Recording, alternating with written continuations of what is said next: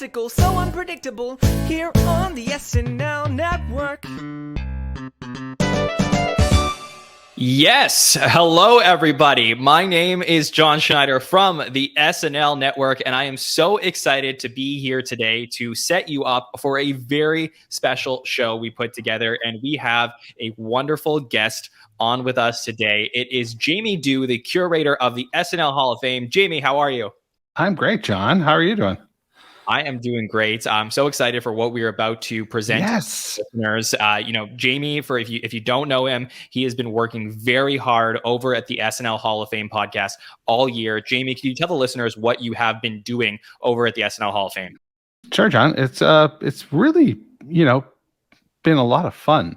What I've done is I've invited guests to come into my virtual studio and bring with them a nominee in one of 4 categories: musical guest, cast member, writer, and host. And then they spend 25 or 30 minutes laying out an argument as to why that person should be in the SNL Hall of Fame.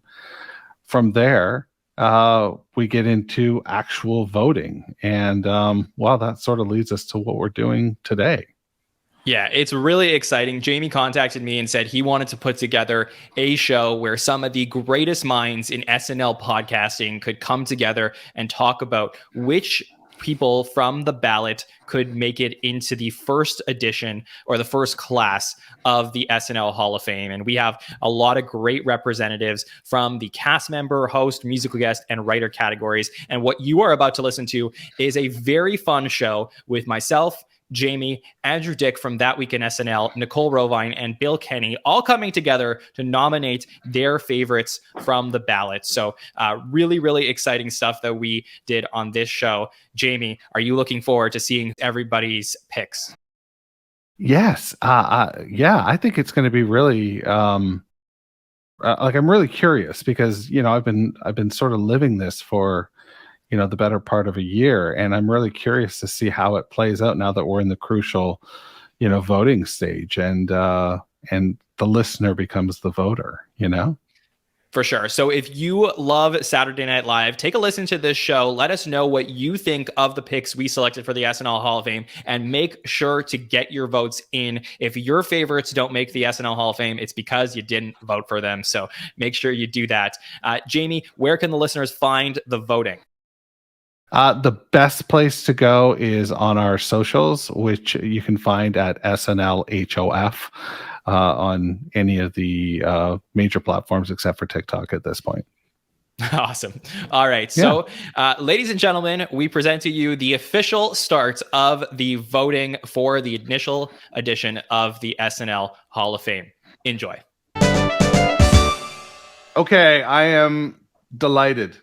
I am 100% delighted to be here in the SNL Hall of Fame for the SNL Hall of Fame voting ceremony, whereby I have gathered some top flight SNL podcasters to reveal their picks live here with us tonight. So who have we got on the docket? To my left, I've got Jon Schneider. John, how you doing tonight? I am fantastic, Jamie. I'm so thrilled that you brought me onto the show. I nominated a few people during the season, and now I get to reveal my picks on the ballots. And of course, my ballot is the correct ballot that you all should follow. The blueprint. Exactly. All right. And to your left, from That Week in SNL, is Andrew Dick. How you doing, Andrew?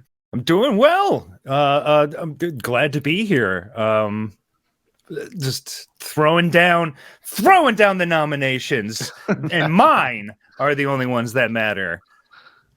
Oh boy, it's on. It is on. I fully expect some fingers to be snapping soon. Bill Kenney down there in the lower right-hand corner. How are you doing, Bill? This is my first time saying hello to you in person directly.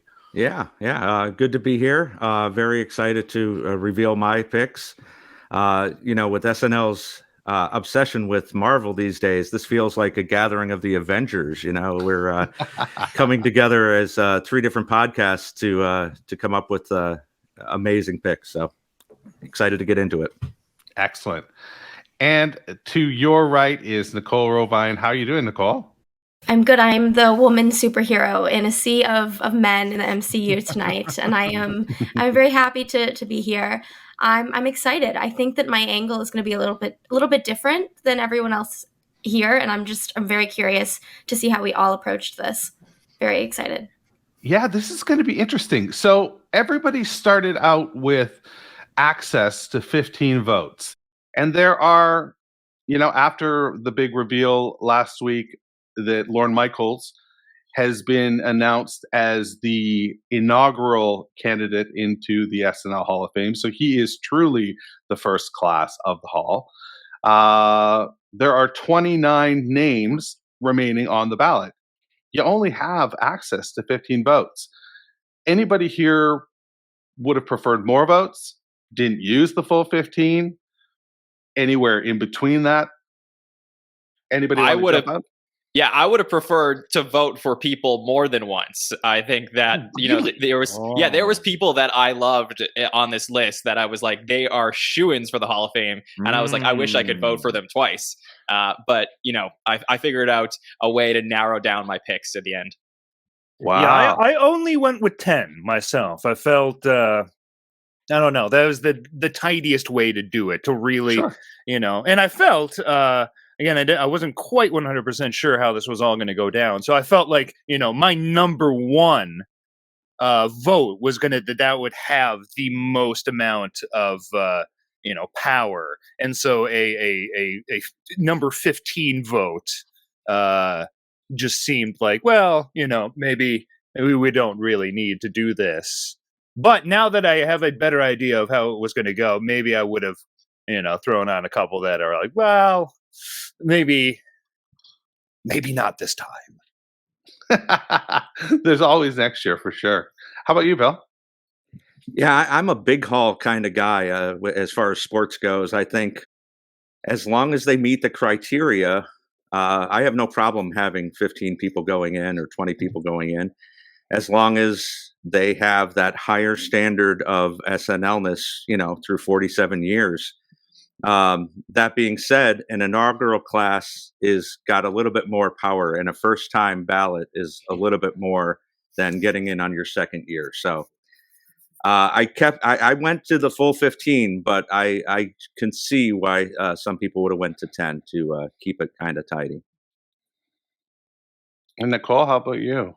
Well, I went the full 15 also, and I think for me it's very obvious why, because I want my opinion to have a disproportionate amount. I want everyone else's to be less than mine. That's how you have to do it. If it's not even, if we're not all 100% Hold have on, the same let me amount. bring up the PDF. Yeah, who else could we vote for, Andrew? I'm Let's adding take a 5 look. more in now. Yeah. I'm really playing. I don't think I'm going to piss everyone off as much as I'm acting like. I think you'll be surprised at how I don't piss everybody off the way that you might think. But no, I think if we're not all on the exact same playing field by the rules of it, and we can choose our own playing field, then I'm going to give myself the advantage. So I'm going all 15. There you go. Just remember, it's not the Hall of Very Good. This is the Hall of Fame, so they gotta get in. Well, I think we could all make a case for every single person on this list. So if we could choose, okay. I think there was a podcast that did just such a thing. Right? It's true. Yeah. Well, I think I'm excited to get into it though. But I'm going full 15. No, there was never a question that I would do that too. So. Gotcha. Well, let's go through just a couple bits of housekeeping then before we get into the main event here. We've talked a little bit about the parameters, and I just wanted to let people know, what some of the parameters were if they didn't know.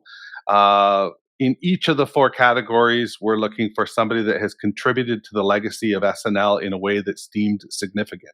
By whom? Well, that would be the voter, I suppose, right? And then they get to make their case. If you're looking at a cast member, they have had to have been a repertory player for at least 2 seasons, and they have to have been away from the show for at least 2 seasons. So, for example, Beck Bennett won't be eligible next year, but he'll be eligible the year following. For hosting and musical guests, they had to have hosted at least 2 times or been a musical guest a minimum of 2 times, and again contributed to the legacy. And then for a writer, they must have been a writer on the show for a minimum of 2 seasons, and again contributed to the legacy. Lastly, once you cast your vote, basically it's still sort of a crapshoot because your candidate will need to appear on 66.6% of all ballots cast to be enshrined in the SNL Hall of Fame. So there's a lot of pressure on you folks, is what I'm trying to say. So should we get this show on the road? Let's go. All right. Yeah. Is there anybody that wants to go first? We didn't do an official coin toss. Well, Jamie, do you want to read out the entire ballot, by the way, for people who don't know who the eligible people let's are? get all the names out there. That's a great idea. Sure. Okay. I'm going to read them by category, alphabetically by category. In the cast member wing, we have Gilda Radner, Chris Farley, Norm Macdonald, Molly Shannon, Maya Rudolph, Phil Hartman, Eddie Murphy, and Dan Ackroyd. That is in no way alphabetical. I apologize. I got about 2/3 down. I'm like, wait. Who else did I forget? In the host category, we have Steve Martin, nominated by John, Melissa McCarthy, Lily Tomlin, John Mulaney, Justin Timberlake, John Goodman, and Emma Stone. Musical guest, Neil Young, Prince, Paul McCartney, Nirvana, Tom Petty and the Heartbreakers, Miley Cyrus, and Taylor Swift. And writers. Oh, right. Yeah. Writers. Michael that O'Donoghue. wasn't a joke? Tina Fey. No. I'm sorry. Conan O'Brien, The Lonely Island, James Downey, and Franken and Davis. All right. Yeah. Beautiful. Should we draw stones? Oh, I say we just let's go clockwise. So We'll keep No, it in the let's order make we've it been going. interesting. We have to make it Okay, all right. interesting. I disagree. Let's do So something we're drawing fun. stones. All right, Rochambeau. Sure. Okay, are we all going to put? What Okay, should we how do we do? do this? No, Jamie, we you're do the a curator. tournament. You decide. What you're gonna We do should is do a rock, paper, scissors tournament. you're gonna say the year of This doesn't the seem like good earliest- podcasting. You're going to say the year that your earliest cast member or whatever appeared on. Your Okay. earliest nominee appeared on. 75. Are we all going to say 75? 1975? Yeah. Okay. Yeah. All right. So we're going to stick with the main order then. Yeah. Okay. Okay. All right, let's go fine. clockwise. Let's do it. Yeah. That's all right. good. So I'll John, kick things off. Yeah. you're going to start Okay. things off here. Yeah, so I was thrown for a little bit of a loop as we were starting the podcast because I separated these into categories, but then I was told to rank them according to how badly I feel that they need to be into the Hall of Fame. And I was looking through the list, and there's a couple of people that definitely fit that criteria. But let me start with the one, the only, the legendary Phil Hartman for the Hall of Fame. This is a guy who's been in over 1,000 sketches in his SNL career. The only other person that can claim that is Kenan Thompson, obviously. He held the sketch record for from season 17 to season 41. He's also has the single season sketch record. He was in 146 sketches in season 17. That is a record that I believe will never be broken based on cast size in modern days. So, that is something that is just unbelievable. Statistics aside, you got to talk about, what he brought to the show. He basically, was representative of the second golden era. If his era, Phil wasn't in that era, obviously many talented people besides him, but if he wasn't there, you have to wonder if the show would survive. So I think that he is naturally a major contributor to the story of Saturday Night Live, and obviously a lot more I could say about Phil, but he is a shoo-in for me for the Hall of Fame. Beautifully said. Yeah, I mean, I was going to go ascending order, so starting at the bottom, going to the top. But I guess it does kind of make sense to get Phil out of the way first, because I feel he's probably on everybody's ballot, because it's Phil Hartman. And of course, he's going to be one of the first in there because it's Phil Hartman. We all love him. You can't talk about SNL without mentioning just how perfect Phil was for the show. I mean, Yeah, he's probably the most perfect cast member ever, just in my personal opinion. And if Jan Hooks was also on this ballot, I'd be nominating them together because, they're just together, separately also amazing, but together, my God, what a tour de force. So, yeah, number one for me with a bullet, Phil Hartman. All right. Bill. Yeah, I mean, I can just kind of piggyback on what these guys have already said. I mean, we've talked about it plenty of times on the podcast. How much of a glue figure he was, and to me, the best cast of all time, the 86 to 91, 92 ish, before it kind of got bloated and overwrought. But yeah, I mean, the impressions he was able to do from Clinton to Reagan to Sinatra. Even ones you've forgotten, like Peter Graves and Jimmy the Greek and Donahue. Like nobody would know who those people were if they didn't watch an old SNL and see him do this. So yeah, I mean, this easy. It's not my number one pick, surprisingly, but I think there's a couple more people who are more important to the history of SNL. But yeah, he is definitely way up there. He was not my number one, but definitely on my 15. Another thing for me when you talk about the history of the show is when someone who hasn't been around for that long, but is still constantly referenced and referred to, like referring to someone as the glue of the cast could also just be referring to someone as the Phil Hartman of the cast. And so for us to be like using that language today, I think speaks really it just speaks volumes. And when I was going through my list, I was thinking of people, like one of the criteria in my head was, did this person have a mark on the show for an extended period of time, certain circumstances kind of withstanding that, like, if somebody died in like tragically early, or if they started being a big part of SNL when they were a little bit older, all these different things.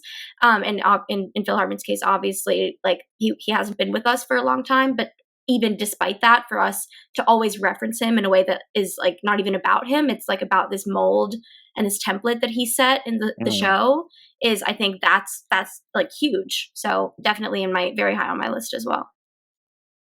Oh yeah. There can't be a list without Phil Hartman. And Jan Hooks, just to speak to that, narrowly missed out. There was just a recording snafu, or Jan Hooks would have been available this year, but it's already set up for next season. So beautiful. So there's that. Andrew, what have you got for yours? Your next pick. All right, so now I'm going to flip down to the bottom of my list, and I. Really messing with the listeners' heads here. Yeah, that's what I do. I come here to create confusion on anybody else's podcast. Don't invite me. So yes, down to 10 because I don't think it was mentioned. I curated my 15 down to 10. I think I might have mentioned that. So I chose the only double team, I think, in this list. It's Franken and Davis. They're from episode 1, writing team that I believe shared the same paycheck for the first couple years. That they had to split the paycheck of one person between the two of them, and then slowly just rose to prominence. And I mean, I think Franken stopped working on the show in like 95. I think he may have, pitched some other sketch ideas afterwards. But like Tom Davis stayed on the show till, he left and then came back. And I think it was on till like 2004 or something like that, even further. So like these guys, super long tenured backbones of the show. And I'm always intrigued by them because I think they represent the best and the worst of SNL in a way, especially old SNL, and there's a lot of harrowing, fraught sketches that I've gone back and watched, and it's like, yep, this is an Al Franken, Tom Davis bit. I know it. I know it for sure. But then other times, it's transcendent, and I feel like they're one of the, before Jim Downey kind of joined the writing staff, they were the ones most focused on the political satire. And so some of their earliest sketches are in that realm and really kind of building out that side of SNL. And so, again, you can't talk about SNL without bringing them up at some point. So, yeah, definitely in the Hall of Fame for me. Yeah, I think they are, early architects for sure, and we're still seeing, their work in the show. Bill, did you have Franklin and Davis on your list? I did, and I have them in my 10 slot as well. They not only were what they were able to contribute with their writing, but what they did with their own sketch, besides Michael O'Donoghue, who will probably come up at some point later. They were the only ones to have their own kind of playground in those early days. And without them, would we have Lonely Island? Would we have PDD? So it's a really interesting legacy that they left. Some of those, as Andrew alludes to, they don't age very well. Some of them would probably be problematic in today's era, but there's no doubting the funny and what they were able to do. And there was nothing like it on TV. So yeah, definitely. How about you, Nicole? Yes, I also had them on the list. And the point, it's actually very perfect that Bill went right before me, because my point was to say that they had, again, this mold that Please Don't Destroy the Lonely Island. And more specifically, I remember editing a highlight clip for an SNL Network podcast in the fall. And it was Bill who referenced Franklin and Davis very specifically, comparing them to the Three Sad Virgins energy of Please Don't Destroy. And so I remember I was rewatching a Franklin and Davis thing because I was like clipping and editing it for that highlight clip. So that was funny that it was you, Bill, who made the comparison in a really specific way. And that's me. I think a theme is like for people who it's been a minute, it's like, what was your mark in the moment, and did it like transcend your time and like pave the way for other people to do something of their generation that they wouldn't have even thought to do if you weren't there first. So also on my list, in the middle of my list. Yeah, to me, Jamie, I mean, there's absolutely no question that these two belong in the Hall of Fame. They are, representative of some of the greatest recurring sketches from the first 5 years of the show. I think if you think back to, a lot of people describe the first 5 years as counterculture.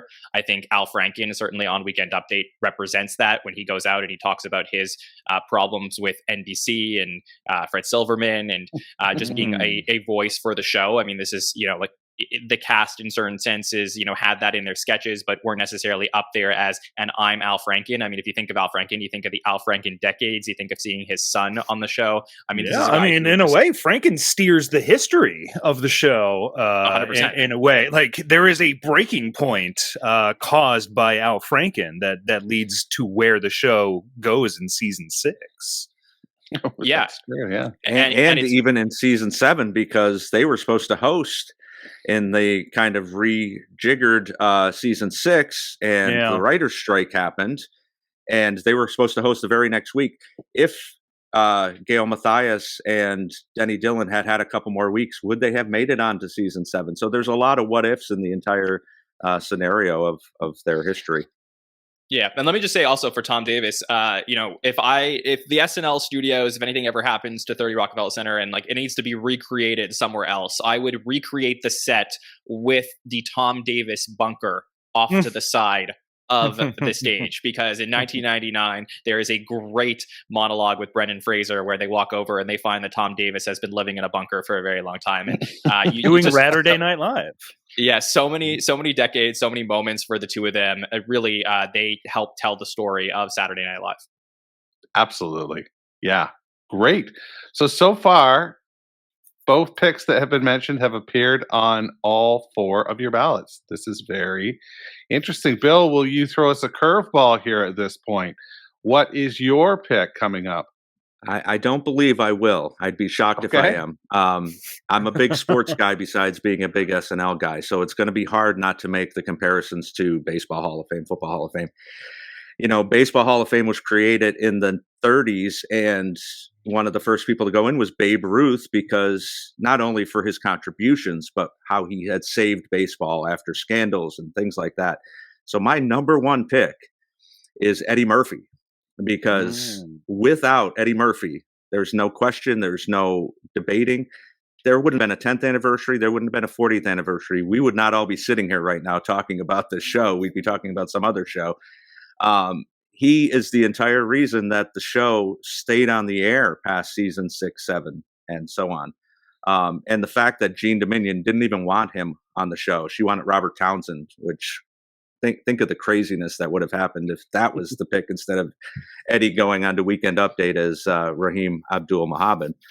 So, you know, between all his characters and what he was able to go on and do, obviously his big movie career, the only cast member to ever host while he was on the show. That would never happen again, for sure. Maybe Melissa Villaseñor, but who knows? Sorry, I love you, Melissa. No, but yeah, I mean, there's zero question. This is he's got to go in right after Lorne and maybe a couple other contributors as the most important part of the history of SNL. Wow. I mean, I can't argue that. I do bristle sometimes at the whole idea that Eddie Murphy was single-handedly saved the show, because you also do have to understand that, you know, as foreign as it seems at this point in time, Joe Piscopo was a draw.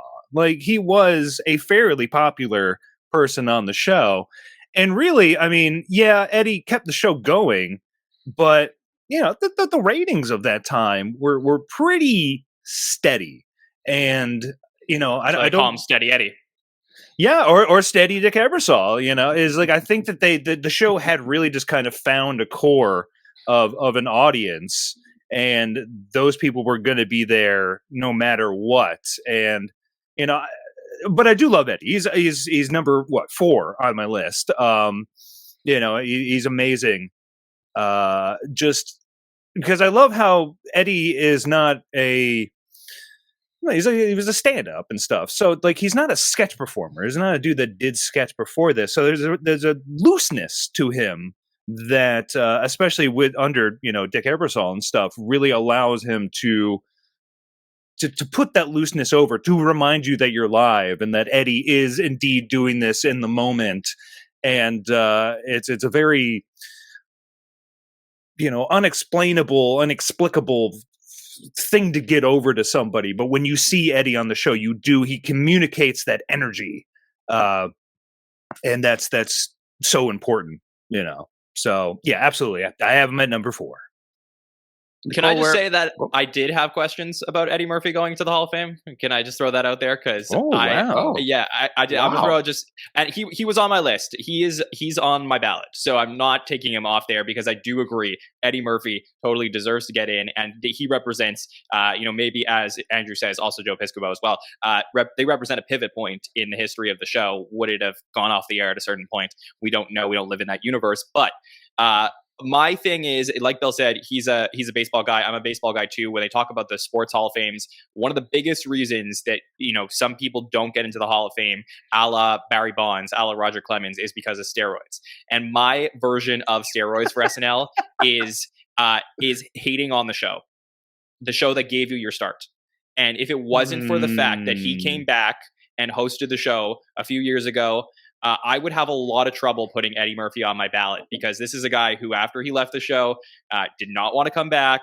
You know, spoke a lot of bad things about the show that gave you your start. You know, you can't tell the story of SNL without Eddie Murphy, but he really, really turned it around as far as, you know, people, you know, his connection to SNL in the last few years. So I definitely had questions when I put it on my ballot. I was like, okay, would he even want to be in the SNL Hall of Fame? That's what interests me. Great question. I mean, I know he did take specific umbrage to David Spade's, look, kid's a falling star or whatever joke. And I think when he immediately exited, that there was some trash talking there. But did he really just lean into that the entire time? Like, I don't know. I really don't feel that from Eddie, that he was trash talking the show for so long, especially since he doesn't really give many interviews. So I don't know. Maybe you know more than I do. Well, I was gonna say, look, I just want to be clear. Like, I think he dissociated from the show altogether, and it's something that I felt like is a little. I mean, this is one of your biggest stars ever, and look, I don't want to put all the blame on Eddie, because he was in the era that wasn't the Lorne Michaels era of the show, and oftentimes that's shunned regardless. So there could be some other reasons to this, but I just always felt like if you're gonna have Eddie Murphy represent SNL. And like by the fans, I mean, Eddie has to want to own that as well. And I felt like when he came up for the 40th, he kind of didn't really give a shit. And then it took him a while to own, his connection to the show. And I'm really excited that now I can say in 2022, I feel very strongly he's gotten there. I really wasn't sure for a while. Okay, fair enough. Granted, when he came back in 2019, he hinted that his many children needed, he needed to make some more money. So maybe making these movies, appearing on SNL, getting some good press in the process. I don't know that his motives were suddenly, I want to have good relations with this show that gave me my start again. He kind of told us himself that he needed a lot of money to fund a lot of children. So I actually, your points for me are very well taken, John. I didn't even think of it that way in terms of the Hall of Fame. I'm definitely the least baseball person here. The least. No, you're not. Follower. No. Oh, you too? Okay. That makes me feel better, because I don't follow sports at all. I like playing sports. I just don't follow sports, but I like the way we talk about sports in this like analogous way that we talk about SNL. So, but it's interesting, like, to be a part of something.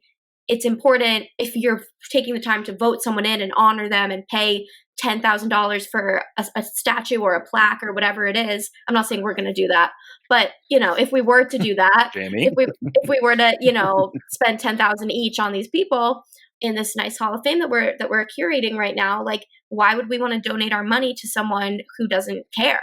And that is a good thing to say. It's a good point, John. So I didn't think about that at all. He's in mine too. Like, you can't not have him be in this list. Maybe if we were doing like 5 each, maybe he'd probably be in like half of our lists, is my guess. But yeah, good, interesting stuff though. All right. Well, Nicole, it's your turn to blow our minds here. Let's go. I'm excited. And I'm excited because this is the first person in this category that we haven't done anyone in the category that I'm going to be sharing, except I think pretty much everyone. No, I don't know what I'm saying.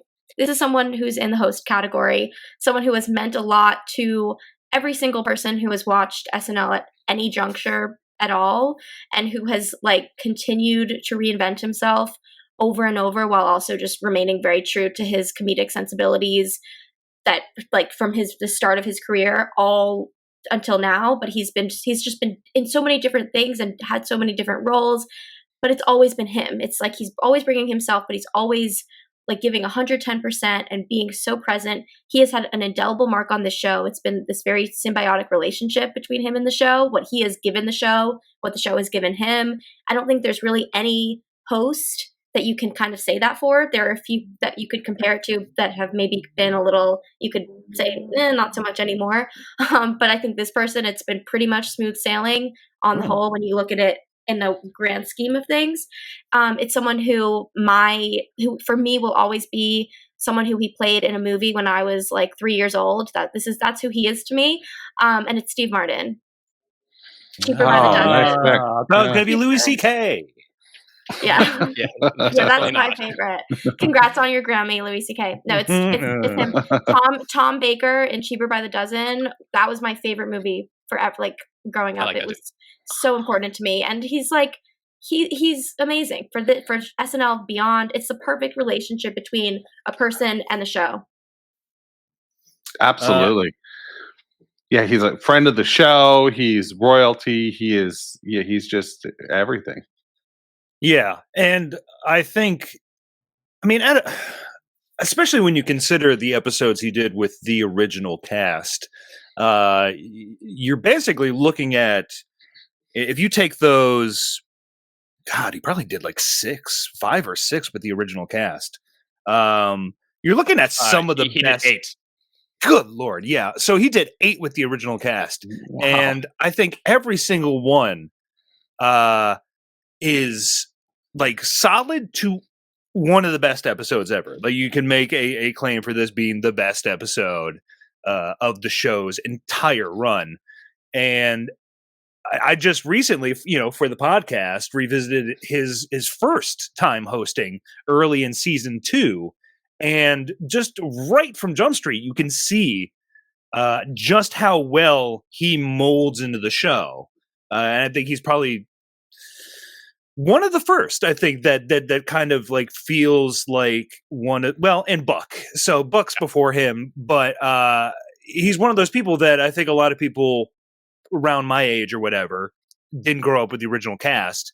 You might have grown up with the idea that Steve Martin was just in the cast, originally. He's just that natural with that era. And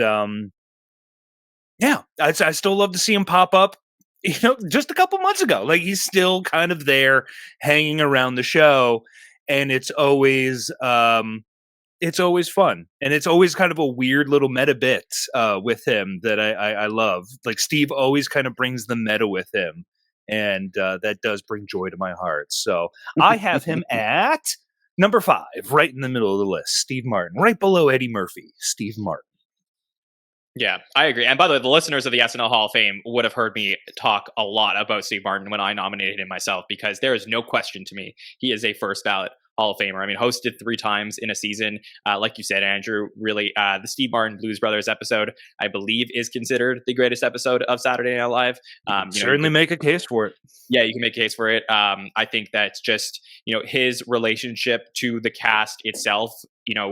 This is a guy, we talk a lot about the comparisons between Buck Henry and Steve Martin. And the biggest difference, and I'm a huge Buck Henry fan, but the biggest difference between Buck Henry and Steve Martin is if you look at the career of Steve Martin, everyone would have just assumed, okay, he's going to be so loyal to that original cast that he's never going to want to come back and do things and connect with other people on the show. But this is a guy who crossed through every single era of the show.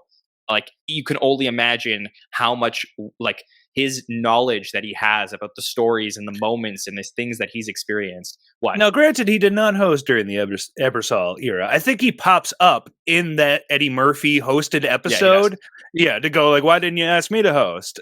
So he did miss that, the G Dominion Dick Ebersol era. But still. Wouldn't be stunned if he was asked to host at some point. Yeah. And he poked fun at the fact that he wasn't there. He was, so I feel like that we go back to that theme also with SNL of like making fun of yourself or making fun of the reputation you have or whatever it may be. So like the fact that he was like, what about me? It's like, he was still there. And that was his own way, through his like self-aggrandizing sense of humor, his way of supporting that era. To me, that's what it reads. If it were someone else doing that, maybe different, but just his style of comedy, that's like the closest that he could get to just being like, I'm in solidarity with whatever this is. Right. Yeah, I mean, everything these guys have already said, of course. I mean, I think the Blues Brothers episode is easily the best episode of all time, top to bottom. You have the Strunk Brothers, you have Dancing in the Dark, Theodoric of York, the Nerds, King Tut.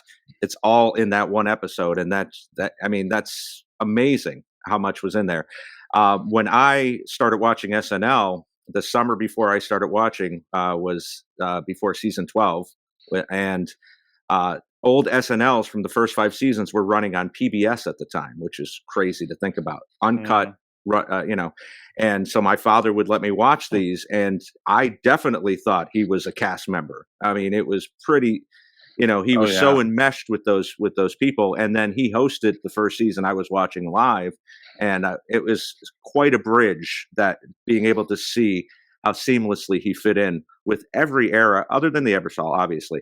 But he's the only host from the first 5 years that I would say you could say that about. I mean, Elliot Gould was only on once or twice as a host, Candice Bergen. Buck Yeah. never came back. So I don't know that there's anybody else you could say went so many different eras. Yeah, and I love Candy, but her episodes with that golden, their silver era cast are all kind of Exactly. yeah. Exactly. So yeah, he was number 2 for me, just because of his longevity and ability to cover the entire history of the show. Yeah, you just can't tell the story without him, for sure. Yeah, let alone that he held the hosting record, obviously, for a very long time. So, I mean, you talk about important records in the history of SNL. I mean, this is all the references to the hosting competitions between first him and Buck Henry, even, talking about it, the 15th anniversary of the show, and then to go all the way through the Alec Baldwin years, That's right. even to the point where people get thrown off buildings. I think there was a lot of fun with Steve Martin. Again, I love that he's so willing to go meta and just comment on the idea of Steve Martin. Like, you establish that in the 70s, and then like from there on out, it's just some sort of running commentary on the idea of Steve Martin. It's great. And one last thing, was he in the greatest cold open ever with the "Not Gonna Phone It In Tonight"? Yes. I mean, that's I don't know that there's really anything quite even close. I mean, you could say it's the most ironic cold open of all time, because then it does Absolutely. lead into a terrible episode. So. Correct. Okay, so far we have Phil Hartman, Franken and Davis, Eddie Murphy, and Steve Martin, and they're all on all of your ballots. Holy Yeah, all smokes. shoo-ins. All right. It's going to get interesting I would soon. say. We're going to start fighting soon, I think. Yeah. All right, John, what do you got for us? Okay, well, this feels only natural to go from Steve Martin to this next person who led the sketch count for the first 5 years of the show. And, she is the darling of the original era of Saturday Night Live. I think that Gilda Radner, for me, is for sure, first ballot Hall of Famer. You talk about the characters that she did on Weekend Update between Emily Latella and Rosanna Dana. Think about how many characters in all the Weekend Updates, Saturday Night News, whatever there was throughout the years. Everybody was trying to be just like Gilda on the show in terms of Gilda's relationship with, at the time, Chevy Chase.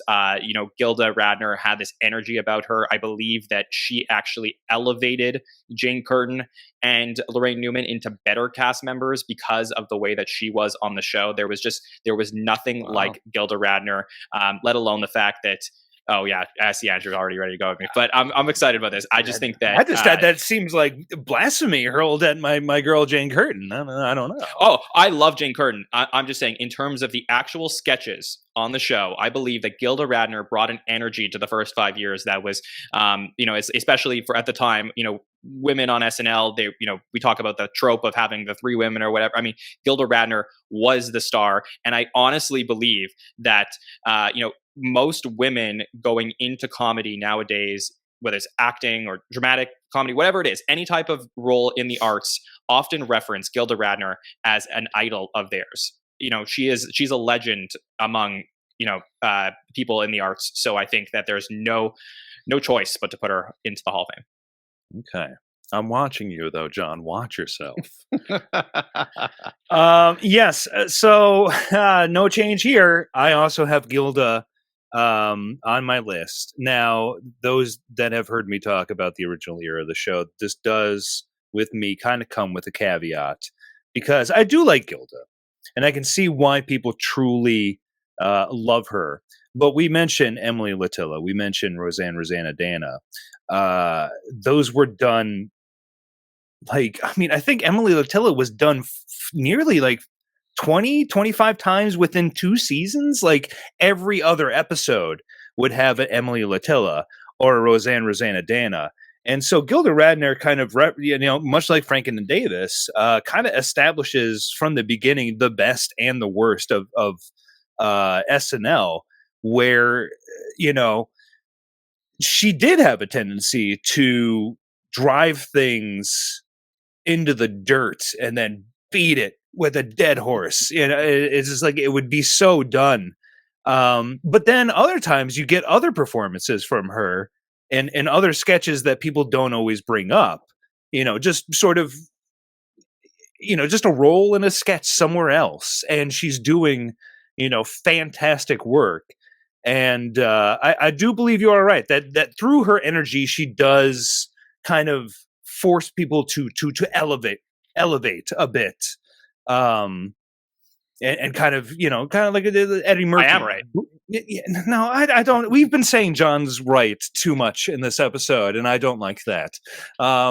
So actually, you know what? You're wrong. I'm taking Gilda Radner off the list. Stop it. Screw you, John. Stop it. No, but I do. My thing with Gilda is I don't like her popular characters, but elsewhere, she is incredibly charming and is capable of immensely great work. You just don't always see it sometimes, but you can't. I felt the guidelines for this where you can't talk about SNL without bringing these people up, and no doubt you have to bring up Gilda. So for better or for worse, mostly better, she's on the ballot, number 7. I'll push back a little bit on the recurring characters. I don't think in 1975 they could have imagined that we'd be sitting around binging episodes on Peacock or on YouTube, and so I think it is mostly a pre-VCR era. So yeah, I get it, but not everybody else was tuning in. You want to see, Rosanna because you haven't seen her in 3 weeks. You haven't watched any other episodes because there's no way to watch them. So, but I get your point, and this is my problem with a lot of the 90s characters / cast members, with the crushing these recurring characters into the ground. But to get back to Gilda, I feel like absolutely she's number 5 on my list. There's no way you can talk about the show without her. For what she had to go through, as John alludes to, in a very male-dominated, there were very few female writers, let alone, cast members. Lorraine got lost in the mix. Jane was lucky enough to get Update after Chevy left. But Gilda was the star after, especially, people don't talk about it enough. Season 5 there's a lot of bad stuff in it. There's episodes that are really tough to watch. And she and Billy carried the show after Belushi and Ackroyd left. Like, there's no doubt about it. She paved the way for everybody who came after her. And, the fact that we have 7 or 8 female cast members now is partially due to Gilda.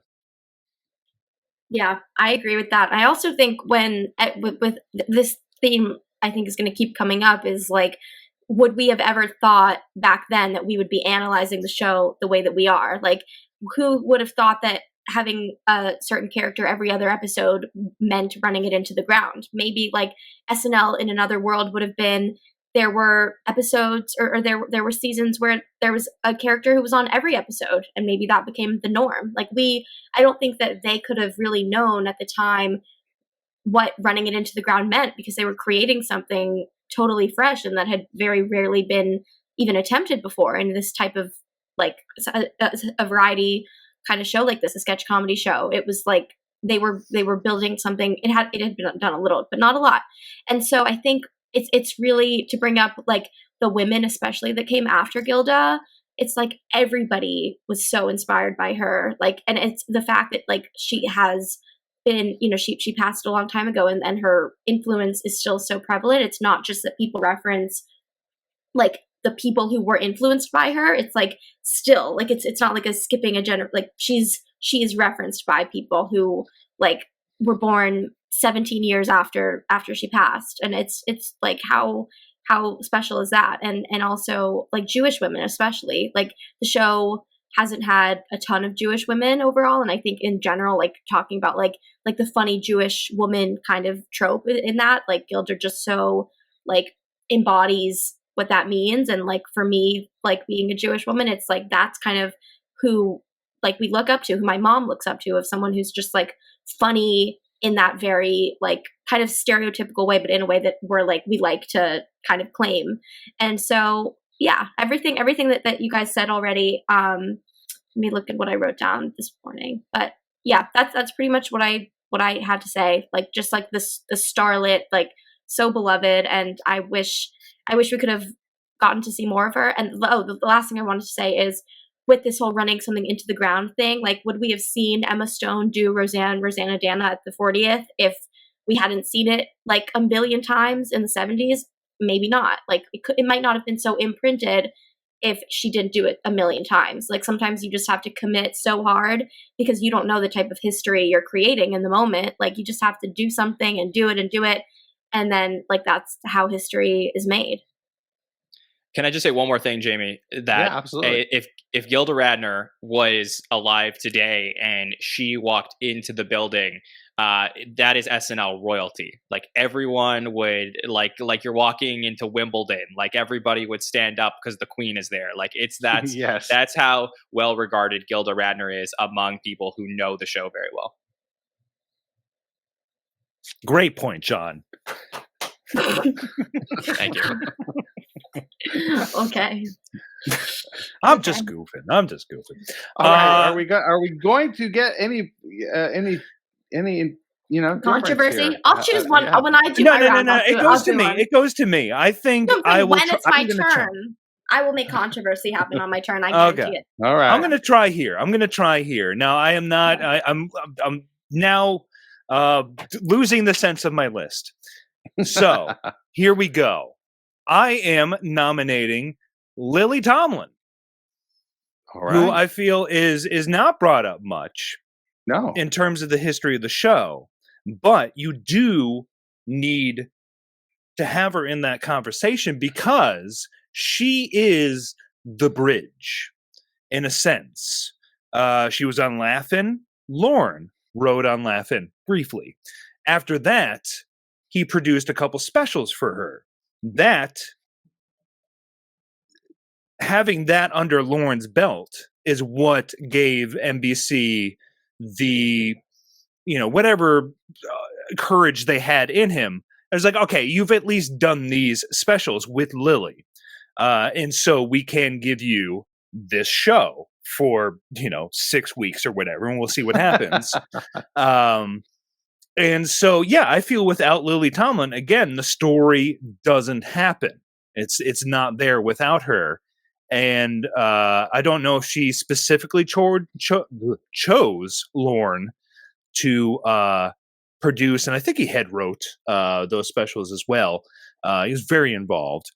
And she then, proceeded to host a handful of times in the early run. I think once with Ebersol, and then I think basically never again. But the season 2 premiere with her is one of my favorites. Personally, I love that episode. There's a great sketch with her and Garrett in there that I really hold dear. And she was the only one. Dance? No, well, the antler dance is in there. That is true, and she might be the only one to make the antler dance charming, and B make the Muppets on SNL charming. Because in season 1, she also does a thing with Scred, I think, and it's it's like the Land of Gorch Muppet stuff on SNL never quite worked. But when Lily stepped in, it almost did. And then they in that season 2 premiere, they basically send it off with her as well. And she's the kind of person that I feel does have a bit more Muppet Show vibe, and that's not condescending or anything, than SNL vibe. But again, I feel she definitely needs to be in the conversation. She has, done some great work. I mostly enjoy all of her episodes, and especially that season 2 premiere is one of my favorites. And she is the bridge from Laugh-In to SNL. That is Lily Tomlin. So that's a really interesting way to look at that. That makes a lot of sense to me, thinking about it that way. Thank you. Yeah. Bill, how about you? Yeah, I completely agree with Andrew. I don't know how many times people say that, but right. yeah, she hopefully more than they agree with John. But she did choose Lorne to do her specials. She loved his work that he had been doing in Canada with his partner, who I can't think of off the top of my head. Hart Pomerantz. Hart, thank you. Hart, yeah, there you go. Yeah. But yeah, I mean, I feel like this is almost a separate category. If you ever wanted to add another wing for contributors, because her hosting gigs are good, but she has so much more reason that the show exists, as Andrew said. And she's the second woman to ever host. She's one of the few that hosted with both Lorne and Ebersol. And yeah, I mean, this is a slam dunk for me too. She's number 8 for me, but Hey, me too. Can't tell the story without her. All right, not on my list. I love Lily Tomlin. Hey, we did it! Finally, We did it. We did Not on it. somebody's list. I have to say, I think we're all kind of happy that happened, even though you don't like to be disagreed with. But in this case, it's good to have a little controversy, a little discourse that we have to have. I'm trying to find it. I know. Sells, And we found it. We found it. So I love her. I've been a huge fan of her for as long as I can remember. And that's kind of the point. It's like, if she has been having such an illustrious career since she was a big presence on SNL, where has the SNL been in that? Like, we haven't seen her enough in this time. She's done such amazing things in her career in all these decades. And like, it's kind of like your point about Eddie Murphy, John. It's like, where are you at SNL? Like, you're doing the coolest things ever. It's not like you wanted to not be in comedy or not be in Hollywood anymore. Like, you're doing awesome stuff. Like, Cecily Strong was in the one woman show that was Lily Tomlin's show, which was so cool. I would have loved to see a Lily Tomlin cameo around that time. I know there were several episodes where Cecily wasn't available for, but there were a few either right before she did the show or right after. Like, Well, she did cameo not too terribly long ago, right? Nope. No. Gilda? I think you're thinking of. Or not What I think Gilda, you're thinking of is Melissa Villaseñor playing Lily Tomlin in the Keegan Michael Key. No, I thought she for the Netflix show that she's in with Jane and Fonda. Frank. Okay, I thought they Grace both and popped up Frankie? in like a pre-tape. Grace Sure. and Frankie. Yeah, When Grace did- and Frankie. Did that not happen?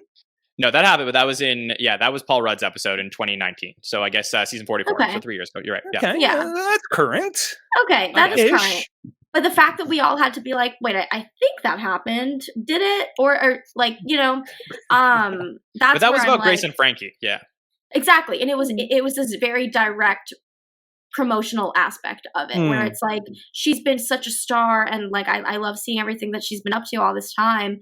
And it's like, or even like promoting Cecily's one woman show, it's kind of self-promotion in a sense, but it's far removed enough from self-promo that like that would have just been a really sentimental thing. Like, if it were Steve Martin and some equivalent, Steve Martin would have been there. Like, imagine if Steve Martin did some one-man show, and then like a couple decades later someone else did the same show, and that someone else was an SNL cast member, a current SNL cast member. Steve Martin would cameo, like, no question. I think I speak for everybody here. So that's why she's not on my list. It's nothing against her. I love her, but you gotta cut them That's somewhere. totally fair. Yeah, no, it makes a lot of sense. Nicole, she's not on my list either. And Oh, wow. so I was saving that because I actually think, again, like when we talked about the Hall of Very Good, like she's a very good SNL host. She's only hosted 3 times. I don't believe that she is a first ballot.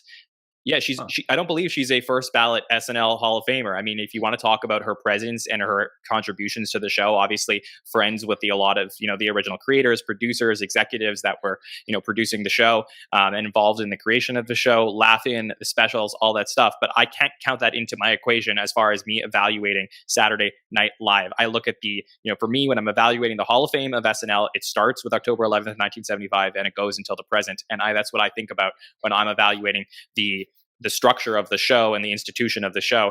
And for me, I can look at Lily Tomlin's 3 episodes. I think she is a fantastic part. If we're going to talk about the Hall of Fame of the first 5 seasons, I think there is no question that Lily Tomlin is a Hall of Famer from the first 5 seasons, and she may eventually get into this Hall of Fame, but I don't think she is a first ballot Hall of Famer. I'll remind you of that when you vote for Taylor Swift in a little while. Okay, got it.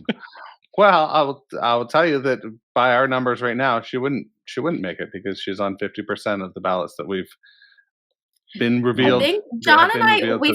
we forget how often we agree, because just like proportionally the amount that we communicate, like there are disagreements, but I think we agree most of the time. Yeah, I forget that, but our agreement rate is very high. So I'm pleased that we're in agreement here. Yeah. Advanced statistics in the SNL Hall of Fame. The agreement percentage is high between Nicole and Jon. Yes. Bill, For now. what have you got in terms of a pick? I'll be interested to see if everybody has him on their list. But I think, again, this is one of those situations where you can't tell the story of the show without him. One of the most controversial figures in the history of SNL, fired probably 6 times. Michael O'Donoghue, writer extraordinaire. One of the things about him, and it's hard to imagine, I mean, even of someone of my advanced age, that, in the world of the 70s where, there was 3 channels and, Happy Days and the Brady Bunch and, SNL was counterculture to begin with. And then when O'Donoghue would be on or write something, it completely went in another direction. I mean, the list of things that he wrote that changed the show, between the Norman Bates School of Management and the Mike Douglas impressions when he would come out on stage and pretend to plunge steel needles into his eyes and collapse onto the stage. The Exorcist 2 with Richard Pryor, which was amazing. Godfather Group Therapy. And then he came back and tried to do it with Ebersol and got fired by Christmas. Famously, Catherine O'Hara quit before she ever appeared on the show because of him. But yeah, she disputes that. I will say she disputes that. Okay. That. Yeah. Okay. Fair. She said she basically, like, Ebersol put out a call to everybody in SNL, and she just kind of walked around and went, "I don't want none of this," and it had nothing to do with Michael O'Donoghue. Okay. It just had to do with everything. So. Right. She did dispute that later. It's like, no, it wasn't Michael. I didn't care. It was just I didn't want to step into that. She saw we the believe sinking Moira pirate Rose. Ship. Yes. But yeah, I mean, this is a darkness that I think most of us would like them to go for today in the show that they often avoid. A few weeks ago, they did a funeral sketch where they threw a body over the side of a mountain, and it looked like it was really going to go somewhere, and then it just kind of petered out. And you're like, oh, if O'Donoghue had written it, I mean, it would have been faces coming off, and So yeah, I feel like he is very important to the show, and he's on my list. He's not on my list. And for me, the writing category was the one I spent the most time thinking about, because, not to spoil the rest of my picks, but there were people on my list for writers who I didn't make my cut because they were so famous, like, in the context of SNL, and then also, like, some people who maybe were so famous outside of it. And I think for writers, it's like, for one second, I was like, maybe it's on us to, like, when we say, oh, so-and-so should have been talked about more after they died in the decades following, like, outside of just the SNL community, these names should have been more recognizable. And then I'm like, okay, I think that the people, this circle of people, it's like it's on us to make that happen, and for these names to be more well known outside of SNL, outside of just, like, core comedy people. But Michael O'Donoghue is someone who I feel like I think I'm the youngest person on this call, unless I think, and he's not someone that I was familiar with until my, like, understanding of SNL and my research, like, went to another level. It was like when I was, like, a typical average viewer, consumer of it, of my, like, age demographic, even when I was looking into, like, old episodes and old eras, it took, like, so much of the research and the thinking about it for him to, like, be part of the conversation that I had in my head. And so that's why I really am struggling with the writing category. And that's I'm going to bring this up every time we talk about a writer, because on one hand, they're not famous enough to make the cut, but the flip side of that is it's on us to make them famous enough. It's on these types of conversations to make them famous enough. So that's where I struggle. But writers didn't fare very well on my list, including writers who are extremely famous outside of SNL. And for these reasons, it was hard to be a writer on my list and make the cut, which I don't like that. But that's kind of how it played out for me. Interesting. Yeah. See, and I feel that there's many ways that people approach SNL, and I'm a writer focused viewer of the show. I very much tune into the structure and form and the writing of the show, and so Michael is definitely on my list at number 3, because like I do think that he established the tone of the show more or less as the head writer from those first 3 seasons, and I think a lot of people, especially folks that were there from the beginning, where they go like, where is this again? The show, so it doesn't take the wild swings that it once did, and mostly the show never did when Michael wasn't there. That is the thing. But I think it sticks in people's heads so much, those first 3 years, and the insanity, the absolute, like Bill said, where he's like, there's only 3 networks, and you are seeing Michael O'Donoghue material on one of those networks, and you've never, unless you were reading Lampoon or something, where again, his stuff in, like, he would be in Lampoon and be one of the most scathing parts of and damning parts of that magazine. And so like, Michael is both an ideal and something the show can never recapture in a way. Like, he's just an idea, a concept that you can't really bring back. And so whenever Dick Ebersol tried to bring him back in season 7, of like, all right, we're gonna really hit with the hardcores, I want to get Andrew Dick watching again, I'm gonna bring Michael O'Donoghue back. And then Michael's like, I want to burn this place to the ground. Here's Nick the Knock, and just all this crazy shit. And Dick's like, well, have a good Christmas, don't come back. And it is a sort of untenable situation with him. You can't have somebody that fiery and that I don't want to label him insane, but just like that, just like Michael was a wild man, and you really can't always have that in the mixture. But I do always feel that the show does want a slightly lesser version of Michael in the mix. Like, he is the Michael O'Donoghue ingredient is always part of the gumbo, but just lessened, throughout the years of we can't have Michael again, but we do need somebody out there taking the wildest swings that they possibly can. And I just love that the man runs the gamut from the Antler Dance to Nick the Knock, and the songs he wrote for Chris. He wrote one of his songs is a Dolly Parton song. Like, Dolly Parton sung one of Michael O'Donoghue's songs. Like, he's a man that contains multitudes. And again, you cannot talk about SNL without him. So number 3 for me, Michael O'Donoghue. Just love to talk about him. Fascinating presence.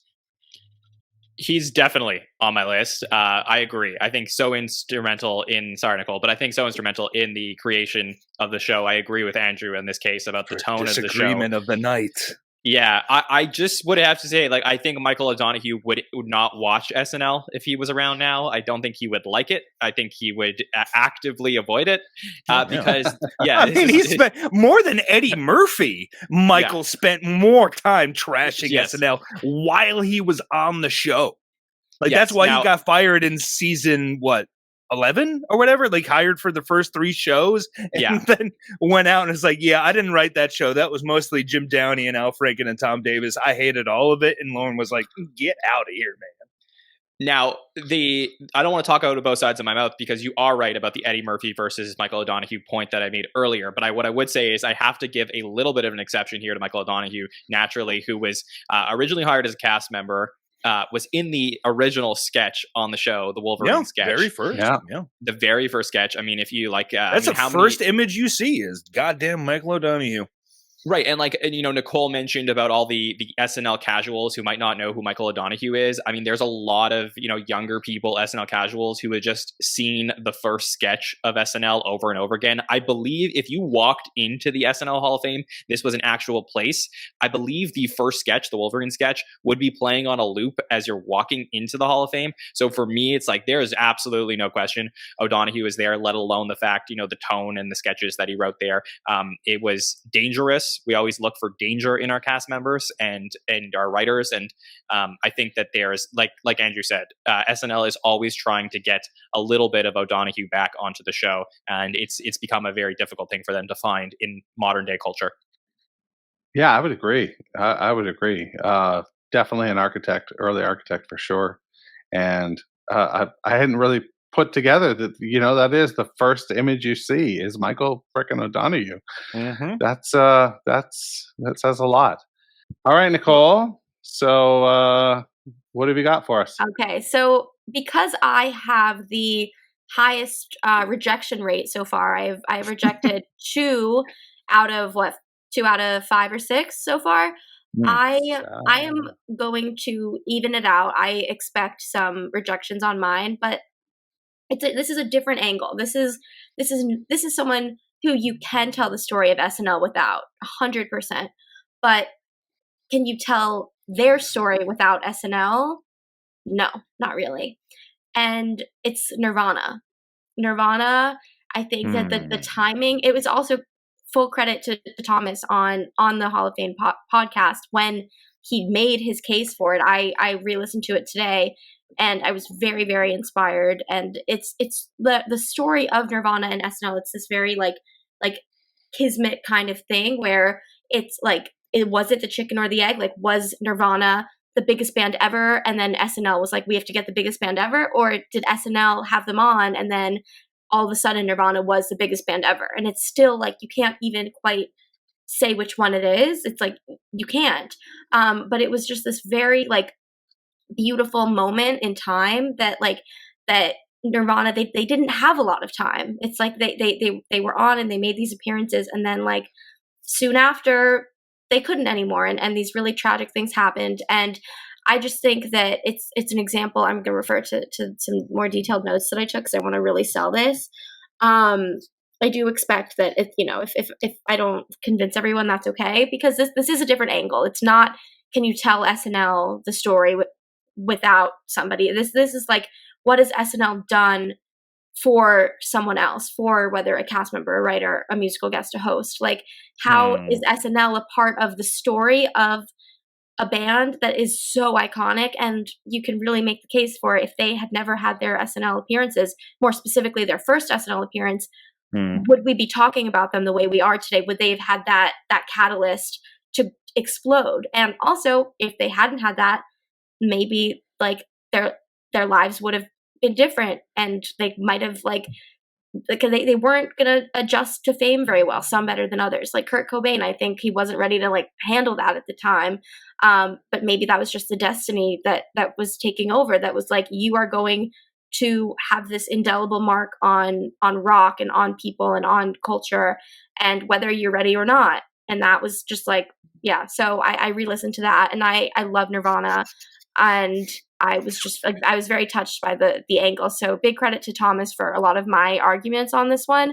It goes against a lot of the points that I make, and the cases that I make for most people on my list. But I think that, like in any Hall of Fame, you have to break the rules sometimes. And of course, Nirvana broke a lot of traditions and rules that we think of with like what it means to be famous, what it means to be a celebrity, whatever else.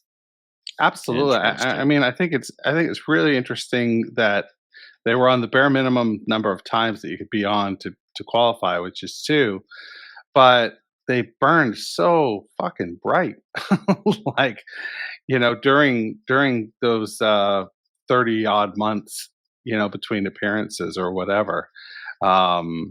So yeah, I there is a definite argument to be made for that. Did anybody else have Nirvana on their list? I did not.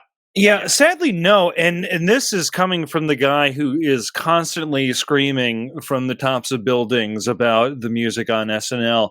I don't have a single musical guest in my list, which it feels wrong, but also, it does feel like it's hard to, I guess we've all come with this with certain ways of viewing these lists, and I feel that there's a scant few musical guests that really hold a huge factor in the history of SNL. But Nicole is not wrong, and if I could have a number 11, if I made a number 11 and number 12, they would have been musical guests, and they would have been one of them would have been Nirvana, because we covered the first episode they were on, and I forget the guy's name that and that's all part of it, is like you forget who is even the host of the first episode.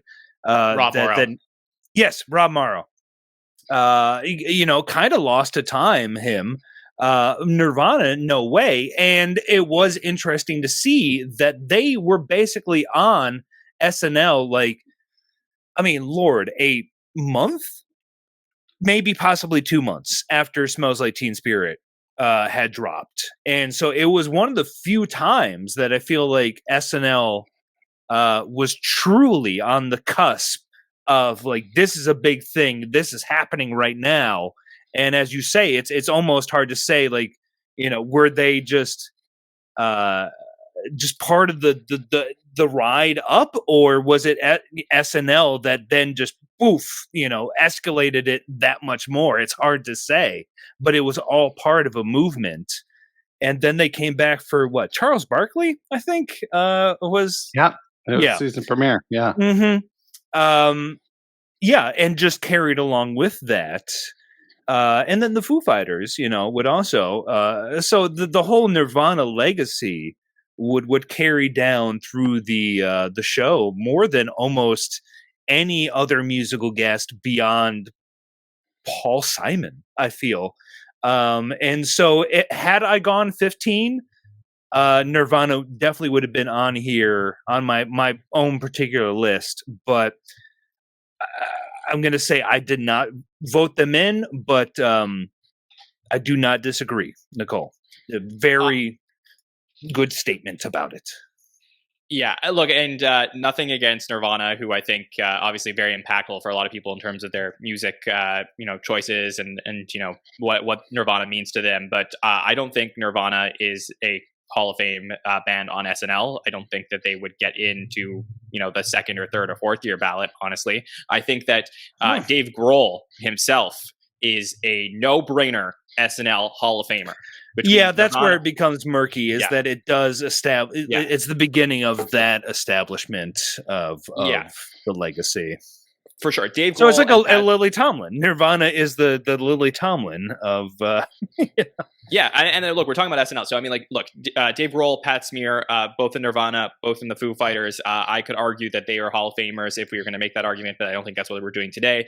Dave Grohl also part of them Crooked Vultures. So that's that's right. Yeah. Yeah. So for me, Dave Grohl is like a no-brainer, absolute Hall of Famer. But as far as the band Nirvana itself, I was I do have a musical guest that I am going to nominate at some point in the show, if somebody else does it. But I was the hardest on the musical guest category because it is, to me, a smaller portion of SNL as a whole. It's definitely important, but you have to really have some major stats for me to be able to qualify into the Hall of Fame as a musical guest. Yeah. Wow. Yeah, I completely agree with John. This was the hardest category for me because it's so hard to judge, even great bands, great musicians who come on the show once or twice. What impact did they make on the show? Is it, a 10-minute Taylor Swift song? Is it this? Is it that? But as far as musical moments in the show, this would be top 3 of all time as far as within the zeitgeist. Yeah. The only one I'd put close to it was the Simon and Garfunkel reunion in the first couple of seasons. But this is right up there. I mean, and the song was out first. MTV had been playing it nonstop probably since about a month or two before. Yeah. But still, yeah, for I mean, this- SNL, they grabbed on real quick. yes, and you That don't was see that lightning today, fast, and you didn't really see that a lot any other time. You know, Mhm. if you see something like that today, it's a very established artist. It's a Bruce Springsteen or a Bono or a Prince, where they've already kind of made their way in the world as far as musically. So yeah, not a bad pick, but not in my list. Or they had like a TikTok go viral. Like Jack Harlow was on SNL a year ago, and people didn't really know who he was, and now he's so famous. And so that's like the equivalent now. It's like if you go viral somewhere, then that's how you could be famous, and then that's the only reason. But yeah, that's fair. I honored what I said, and I do think it would be more of like if we could do some caveats with like Dave Grohl and thinking of him in a different way. But I stand by what I said though. Yeah, if it was just Dave, in a sense, then I would 100% agree. But yeah, Nirvana itself is like so. Fair. Well, I stand by. I stand by the pick. I think it's a good one. John, what have you got for us here? And this is your third pick.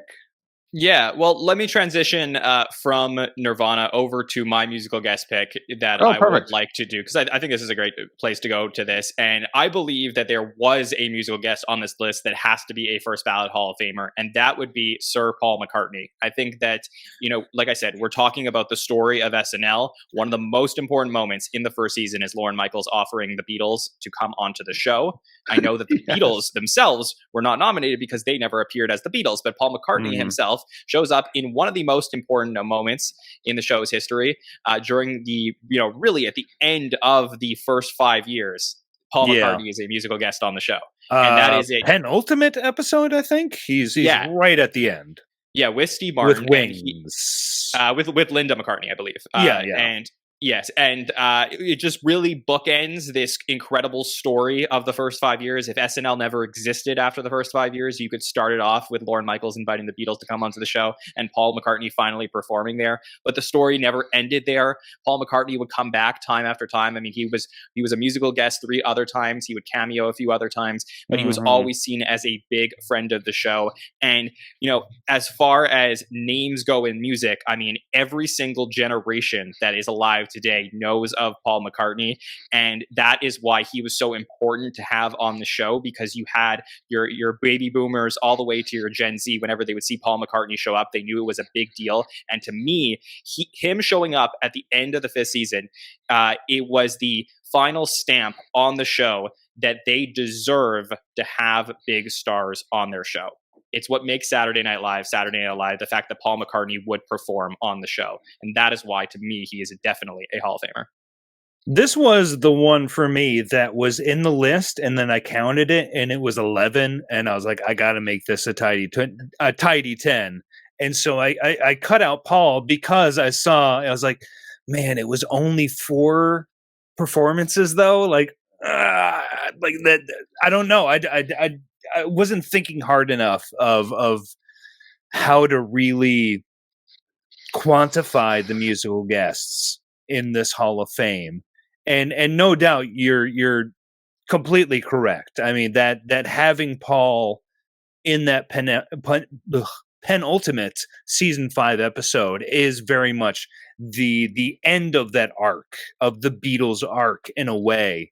Of we start with the check, we get George Harrison in with Eric Idle and stuff, and we get the Ruddles, and then so we get the parody stuff, and then we finally land with Paul, and then he would come back basically like once every decade or so, and small cameos within each decade. And so yes, I mean, if I had at 11 here, Paul would have been it. And maybe it's just like, maybe I can add it now. I don't know. Like, No. Why? That's what we're here for. Because that's what you planned. Because that's what you planned. Nicole, Okay, why well, are you Jamie, speaking? it's I was on hard you. to How do think 11 about works? how. I Okay, mean, Jamie, I've been you won decide. over. I want Jamie to decide. Jamie, I want Nicole, you to why are decide. you stopping me convincing Andrew Dick of something? Oh, that's I right. We wanna can't be have John be alone. right. So This yeah, is not no, on it's mine, out. and I It's don't want to out. be alone. It's I don't out. want to be alone. No, how did it's- how did Jamie, guys you make the come- rules. Yeah. Ultimately, he gets to cast. He gets to cast a ballot. You know, like, I on do the still on the have I'm Google just feeling form. very five- lonely. I'm feeling so I have 5 lonely. blank spaces, I'm but frozen this to it. would Okay. make John right, and I can't have that. No, come on, so do it for I'm- Paul. Do it for Paul. And he is my favorite Beatle. He is my favorite Beatle, and you know, I do think having a thing that people I feel kind of forget about the Beatles is that they were big comedy nerds. And so that even that in itself, having George, having Paul on the show, that it in and of itself is sort of a blessing of these the highest profile low level comedy nerds, the Beatles. And so yeah, I'm gonna go. I agree. Paul's got to be on there. I chopped him off to make a 10, but that also means I am now adding my 12. If that's what we're doing, I'm now adding a person to my list, and it's happening. Okay. Wow. Yeah, that's happening live on the show. So, what? Yeah. Well, again, we can't celebrate. Finally I listen to me. need to agree with John, but here we are. And I hate Sorry, you're feeling playing so cool in the lonely. gang. And how do I have 15 when you guys have 10 and I keep on being the only one who rejects things? I don't understand. We'll get there. We'll figure it out. Okay, Bill, are you Go with ahead, me Bill. or are you with Oh. them? I am with them. Sorry, Nicole. Okay. The musical guest again was so hard, but one of the things I looked at besides his iconicness is what songs did they play?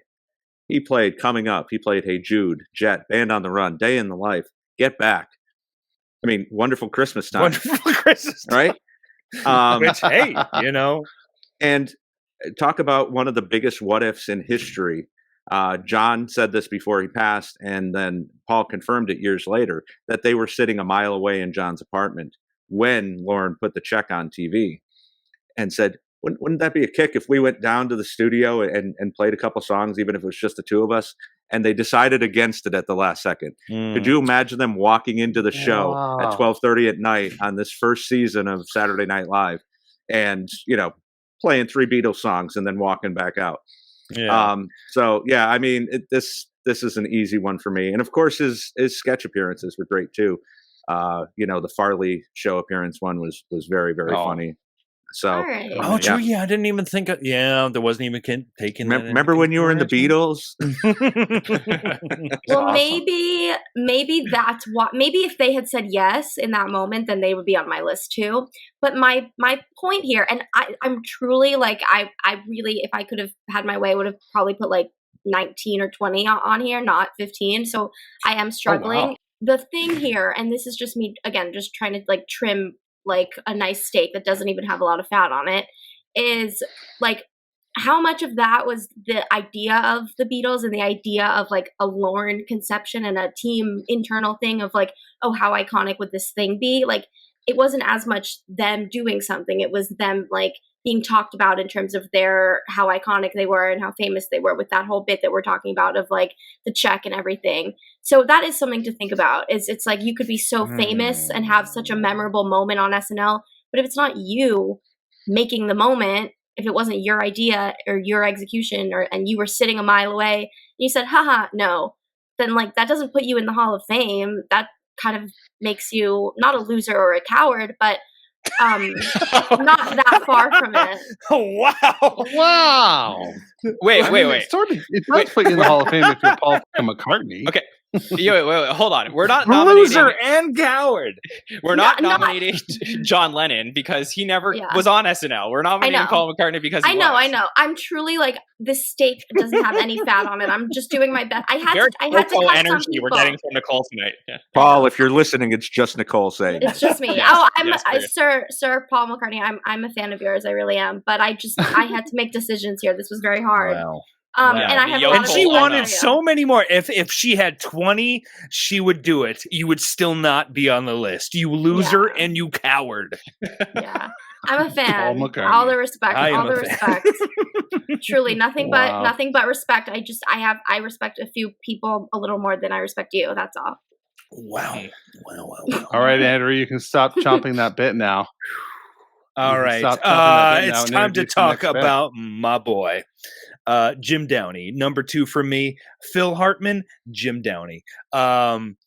Again, I feel a slightly divisive figure in the show's history because he just lasted so long. And so if you look at the tail end of Jim's run, where he is just providing cold opens and faxing them from his cabin in the woods and nowhere, and giving no direction to players of how to do this. It's like the 2000s run of Jim Downey is not great.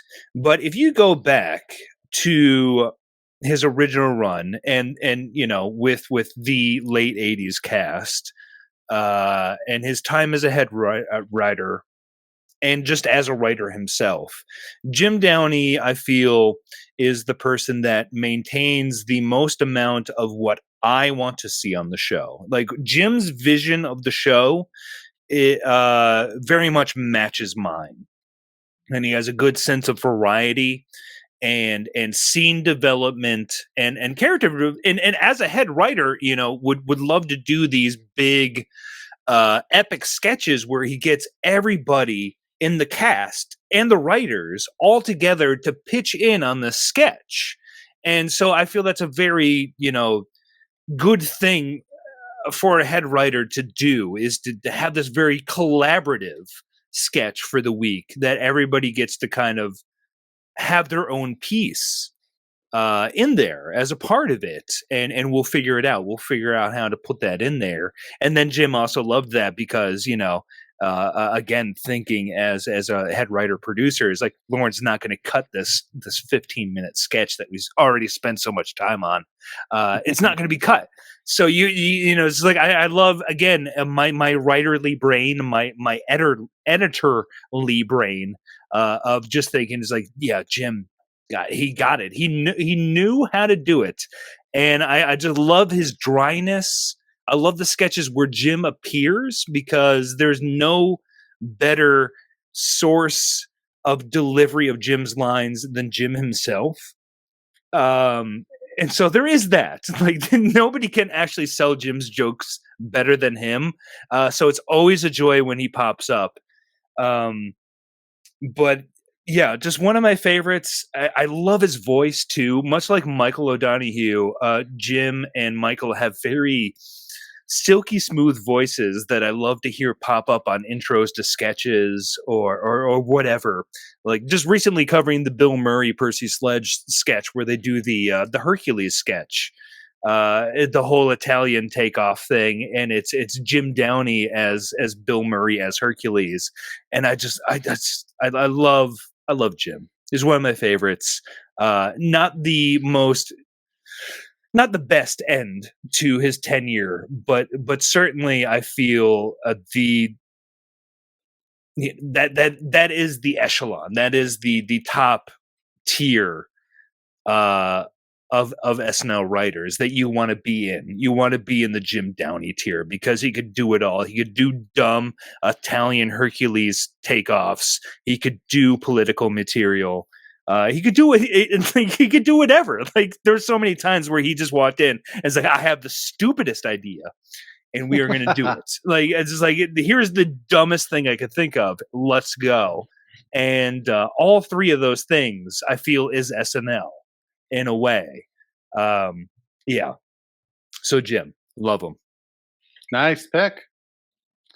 Yeah, absolutely an echelon pick.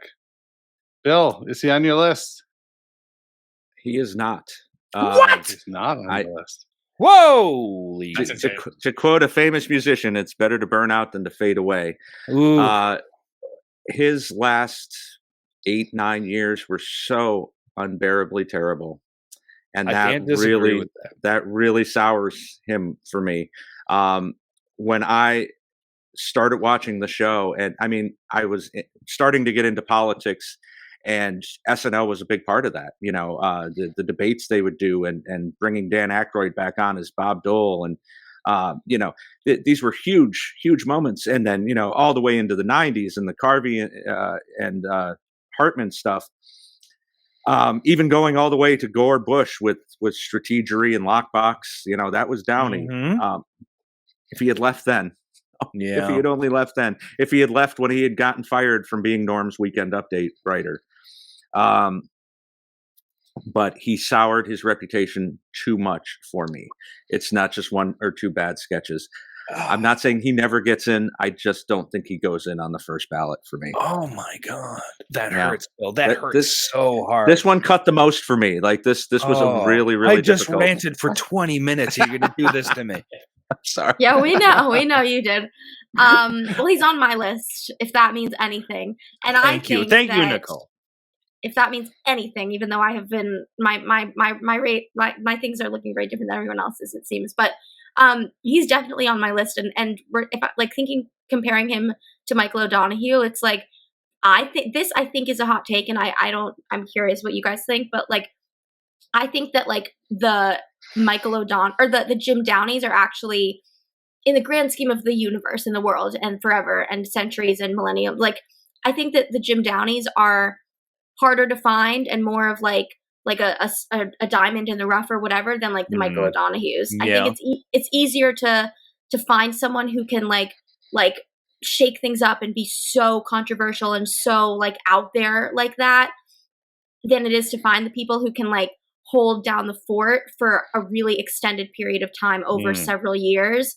Like that is just like, that's more the secret sauce of SNL. It's like you underneath all the people who feel so controversial and out there and like risky, and granted, of course, Jim Downey has seemed like that at certain points too, but like beneath all of that, Jim Downey was like holding it down for a really long time. And like that in entertainment, and especially like SNL in its first, like, like kind of the first like half of the show before like the turn of the century, when like it was a little bit less openly about like, the crazy cocaine like bursts of like how do we even function without cocaine and without being dysfunctional. It's like in that chaotic time, like having those those voices and presences that were like there and like making things happen was, I think, very, very hard to come by. And so that's really what puts him on my list, is like that's the thing for me, and particularly over like a Michael O'Donoghue.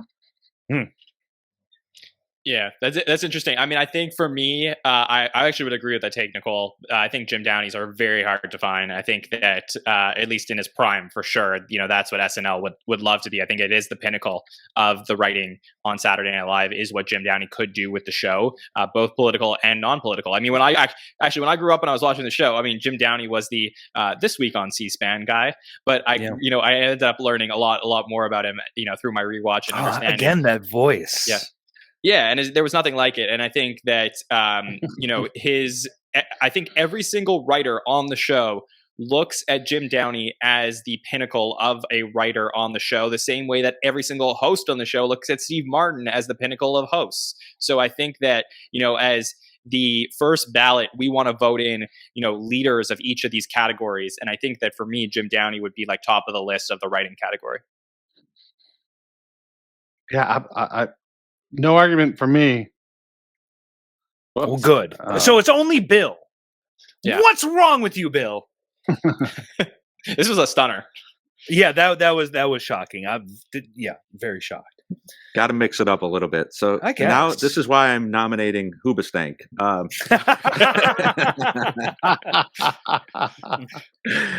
Now, my next pick will be one of the greatest hosts of all time.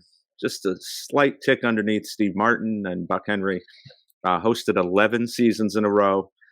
His season 15 first appearance was an all-time classic, where he's in Wayne's World and the Anal Retentive Chef and Referee Pittman Show. Has one of the best monologues of all time, where he's promising it's not a repeat, that he's just hosted 9 years in a row. Going with John Goodman as slam dunk for the Hall of Fame. Yeah. Yeah, this was a tricky one for me personally. I love Jon, and I it's not on my list. And it was a tricky cut. It was a very tricky cut for me because I feel like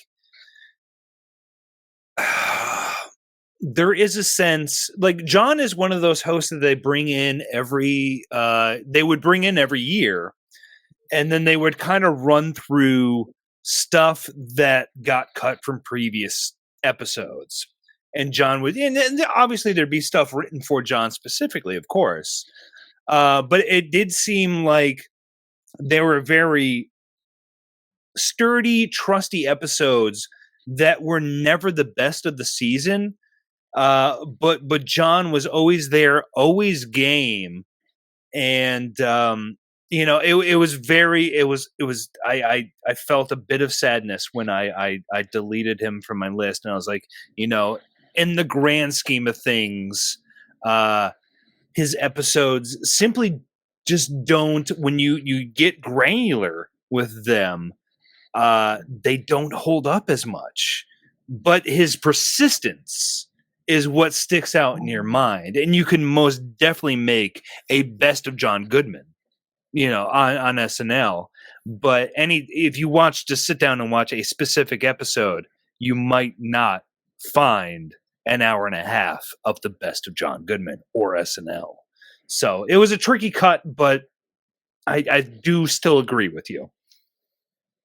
Yeah, he did not make my cut either, and just similar points. Like I think it's like he checks all the boxes, and so when we're looking at Hall of Fame, it's like you want to check all the boxes and like be at the top or near the top of all these stats, which of course he's like right up in this like upper echelon of all-time hosts in terms of like how much he's hosted and how often and all that kind of stuff. But it's like when you really dig deep into it, like Andrew said, it's like what are we left with of it, and like what is he doing that's kind of like transcending the show? And I at risk of kind of overusing that word in this context, I do think that's important. It's like, what are we doing to like take SNL outside of itself? And also, how did he, I feel like he is someone who, like, being an all-time awesome frequent SNL host is, for me personally, I think of him as more than I think of him as other things. Whereas Steve Martin, it's like,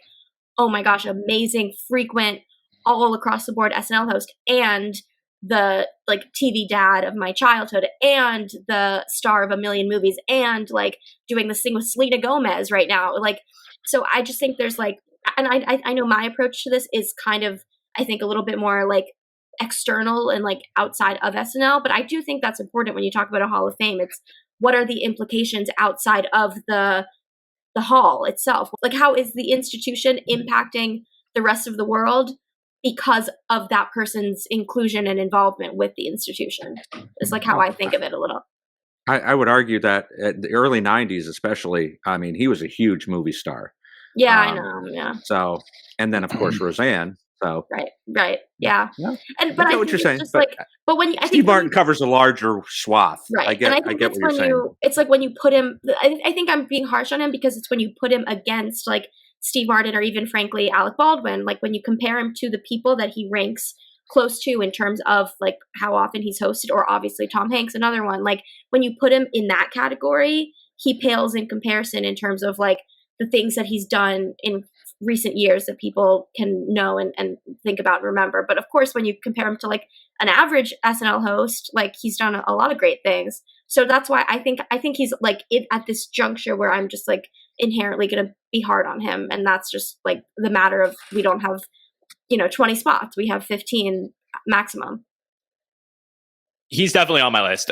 For me, he was closer to the bottom of my list, but he was definitely on it. I think as far as hosts are concerned, if you look at sketch counts just for hosts, it goes Alec Baldwin, Steve Martin, and then John Goodman. John Goodman's the third there. And, those three are the only ones that have been in more than 100 sketches, as an SNL host that have never been a cast member on the show. So for me, those are the three that really, lead the pack in that sense. And obviously, him showing up so many years in a row, it in a way sort of penalizes him from, looking at his totality of his career on SNL, because if you don't watch episodes from that era of the show, you miss out on John Goodman. Whereas if you watch, multiple different eras of the show, you see more Steve Martin throughout the years. So I wonder if that's kind of where it's coming from, Nicole, in that sense. But I just think that, as far as hosts are on the show, I mean, there's a bunch for me that I think deserve to make the Hall of Fame naturally. And I think that John Goodman is among the elite of all time for hosts. All right. Absolutely. Nicole, Okay. who do you have for your next pick? Oh, it's back to me. Oh my gosh. Oh my gosh. I'm stressed out right now. Okay, who am I going to go with? I'm looking at my list. I've only had 3 more selections on my list. We've covered almost everything. Same. Okay, so then, yeah, okay. So I'll be spewing things for a while that are going to get rejected, I think. Oh, the tail end of this is just going to be It's Nicole. going to be me. The Taylor end of this. Nope, not on the list. Not on the list. Yeah. Okay, who am I going to go with? I'm going to go with someone who. Okay, here we go. Yeah, this like one of my favorite cast members of all time, and someone who just I think in comedy especially has like left such a mark and continues to leave a mark, and like for women in comedy. For Black women in comedy, I get very like emotional thinking about. I don't know if I should I think you're all going to figure out who I'm talking about before I say her name, but whatever. Like, I get very emotional when I think about. It's Maya Rudolph. That's who it is. I get emotional when I think about her mom, because her mom was like an amazing singer and was on track to be like Whitney Houston level famous, and she died tragically really young. And I really think that Maya like felt this calling to follow in her mom's footsteps, and not necessarily by like being Whitney Houston, but by like bringing those voices to the world and to comedy, and like, having all these impressions of amazing Black women who were like these incredible singers in particular. Obviously Whitney, Beyonce, so many others. And so like, I think when you tell the story of SNL, when you look back at it, it's like, okay, Maya Rudolph actually, in terms of representation, in terms of like impressions, in terms of telling these stories that like we hadn't had a lot of Black women on the cast before that, and certainly not any who had like kind of had like such a long tenure as a cast member, and then after she was a cast member, like had very like came on the show all the time and continues to, and won an Emmy for like guesting on the show. And so like we'd never had a Black woman before Maya who like has had such a like long standing and continuing history with the show. I know we're still we haven't seen her this season, but I'll be shocked if we don't see her in May. So yeah, I just think like with her, the reason she's important for me to put on the list is like, you really can't tell certain stories of SNL without her. And then like right after she left, there was all this controversy because like, if you wanted to have a Black woman in a sketch, like it was Kenan in drag pretty much. And that was just how it went.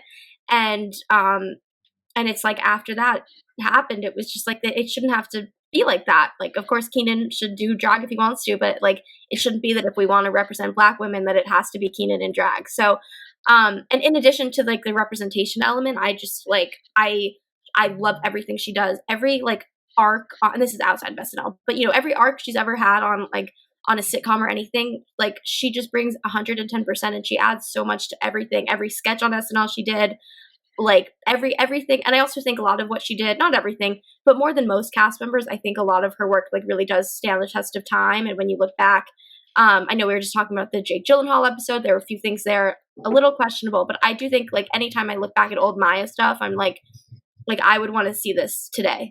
And like I do see it today because she's on SNL a lot, at least last year she was. So I like one of my all-time favorites. And I do think like, yeah, what she did, her story on SNL is something that like without her, we wouldn't have had that story. We wouldn't necessarily have had someone fill in those shoes, and that would have sucked for the show to not have that.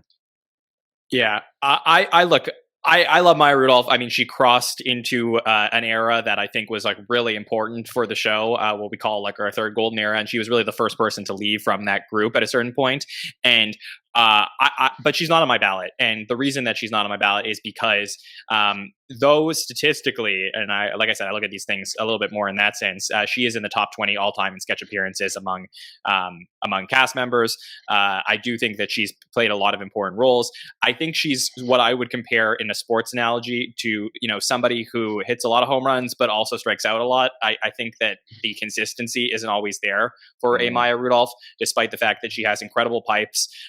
And she's clearly extremely talented, and diversity and representation super important. So I'm not taking all that away from her. I just think as far as, and she may make the Hall of Fame eventually for me, but I think that as far as looking at first ballot Hall of Famers for cast members, these have to be the pinnacle of, cast members on SNL. And for me, Maya isn't in that, a lot of times in basketball, we talk about like who's in the Michael Jordan room. Like, I don't think Maya Rudolph makes the Michael Jordan room. Yeah, I would agree. Yeah, I mean, she does. Maya is she represents a lot, and I think really, I think the first cast member of truly like mixed race, because she did. I think her father is a French white man. So and Minnie Riperton, guy. Yeah, Minnie Riperton's her mom, and then Minnie goddamn Riperton, who I adore. I love the Rotary connection. I love Minnie's solo stuff. I love Maya, and so this was another one where it was slightly hard for me to leave her off the list, because she does represent a lot for the show. But then, as John says, a lot of home runs, a lot of wild swings and misses. And so Maya also does represent a lot of the campy, sing-songy things that got me out of the show initially, to be honest. Like, as much as I loved Maya, a lot of the stuff she was doing also was forcing me away from the show when I was first watching as a young person.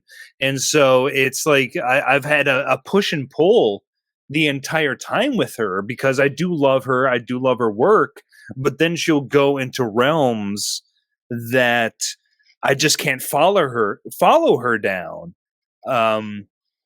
And so, yeah, it is tricky. First round, I would say, a sad no to invite, getting her in there, but it's hard to, like, I don't want to discount her by not having her on the ballot is my point.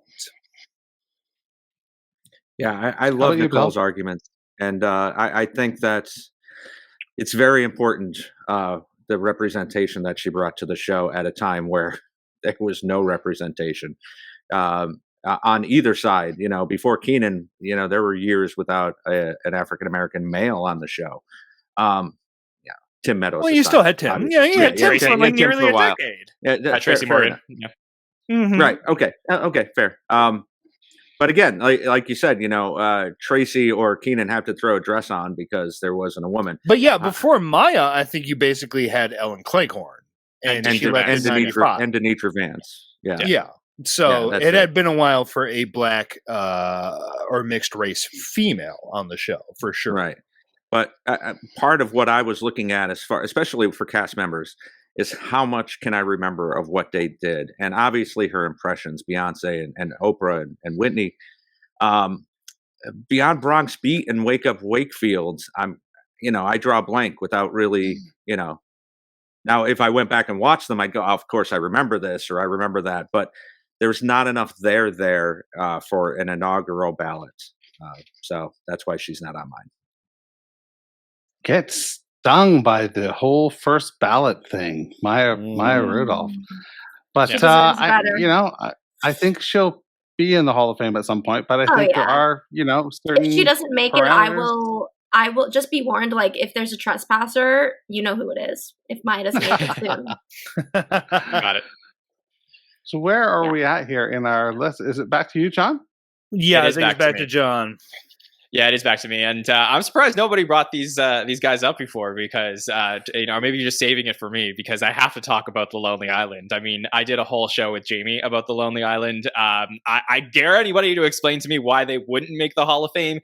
They, to me, defined an era of comedy on Saturday Night Live as far as writing digital shorts. They came at a time that it was like SNL was built for them in the same way that we spoke about some people in the 70s, how SNL was their playground that they built.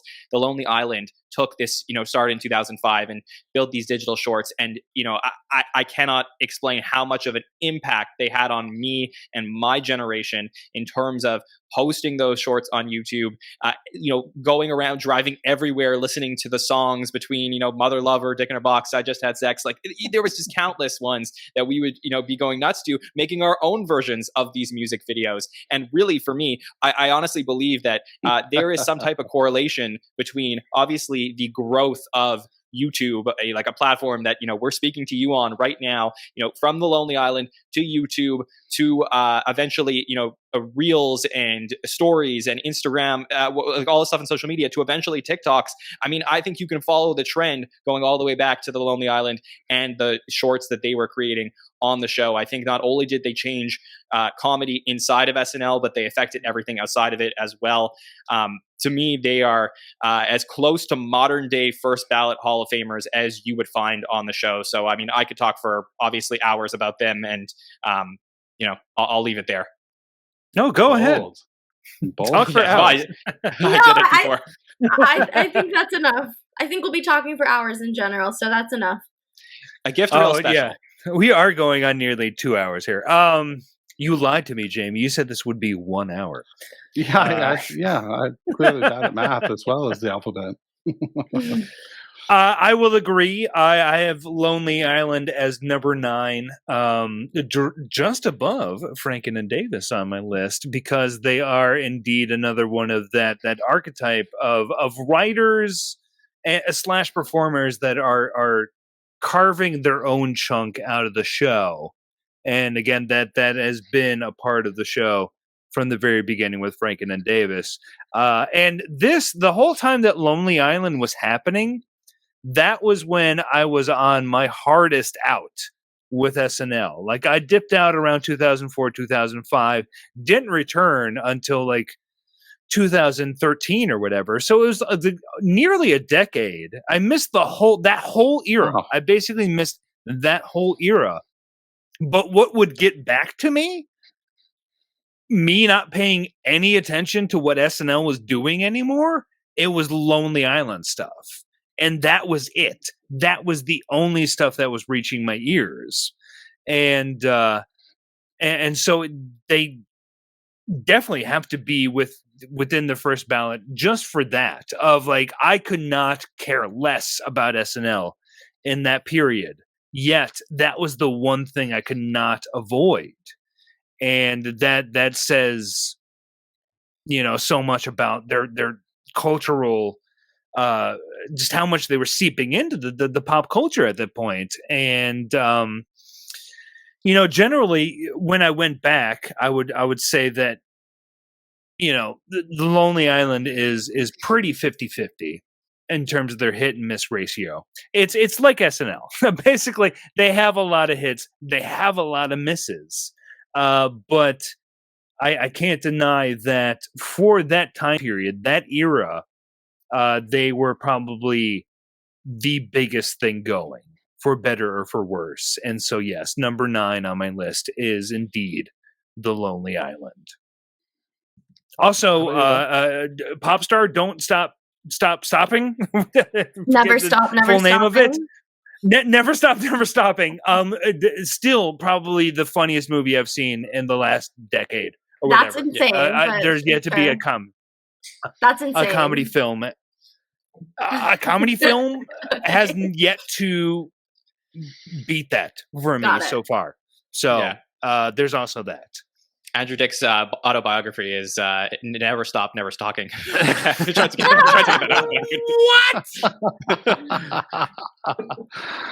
How about you, Bill? Everybody found that way too funny.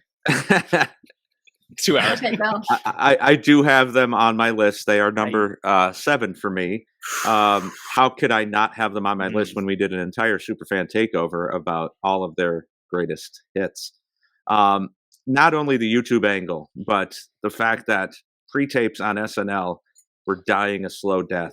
We were in like year 87 of TV Funhouse. That had just kind of come to a grinding halt. And, there wasn't a lot going on. There wasn't anything that we see today other than some, commercials and, fake ads and things like that. So they kind of took it to a completely other level that we hadn't seen, at least since the original era, I think, as far as, pre-tapes and videos and things like that.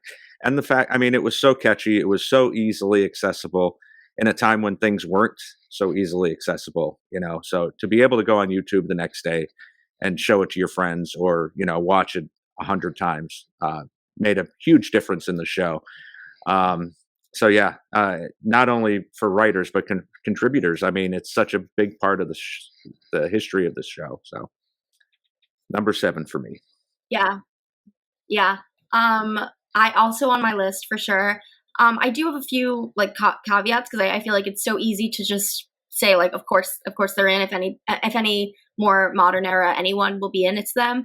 But a few things I do wonder, kind of in the Nirvana conversation of like how much of their success was luck and timing or like destiny of they were meant to kind of save SNL in some way and like usher them into the digital age and be like, we are going to blow YouTube up and we are going to make SNL relevant on something that is not the television. It's this YouTube thing. It's gonna like really like completely revolutionize SNL, not just revolutionize like everything in TV and culture, but like SNL itself.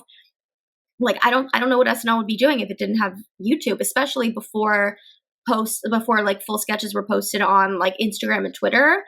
Like YouTube was a huge part of even that like journey from putting sketches on something that wasn't the television, so that's a huge thing that I think either they were like really smart or it was a lot of good luck and timing. But regardless, like very, very important and like impactful.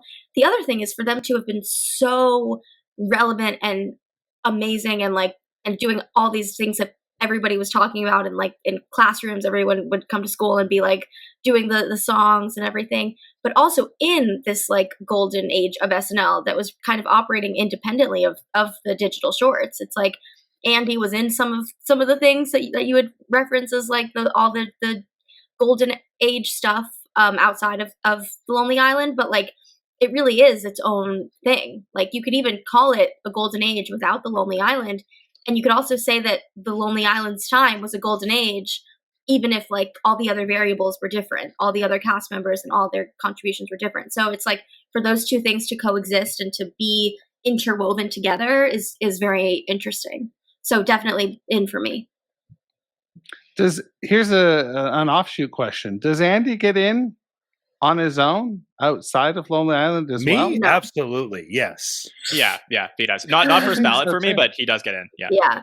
Andy doesn't get in quite right away for me, but he'll get, eventually. As a cast member, I don't know. As a contributor, yes. Yeah, I would say the Lonely Island, yes. Andy by himself, no. Yeah, not a lot of sketch work that you could point to as amazing with Andy. His impressions weren't that great, so I think without Lonely Island, I don't think he gets in. Interesting. All right, Andrew, what have you got for us? Well, in interest of keeping it short for Jon Schneider over here, I'm going to nominate Schneider over here. I'm going to nominate Dan Ackroyd. He is very, very, very good. The end.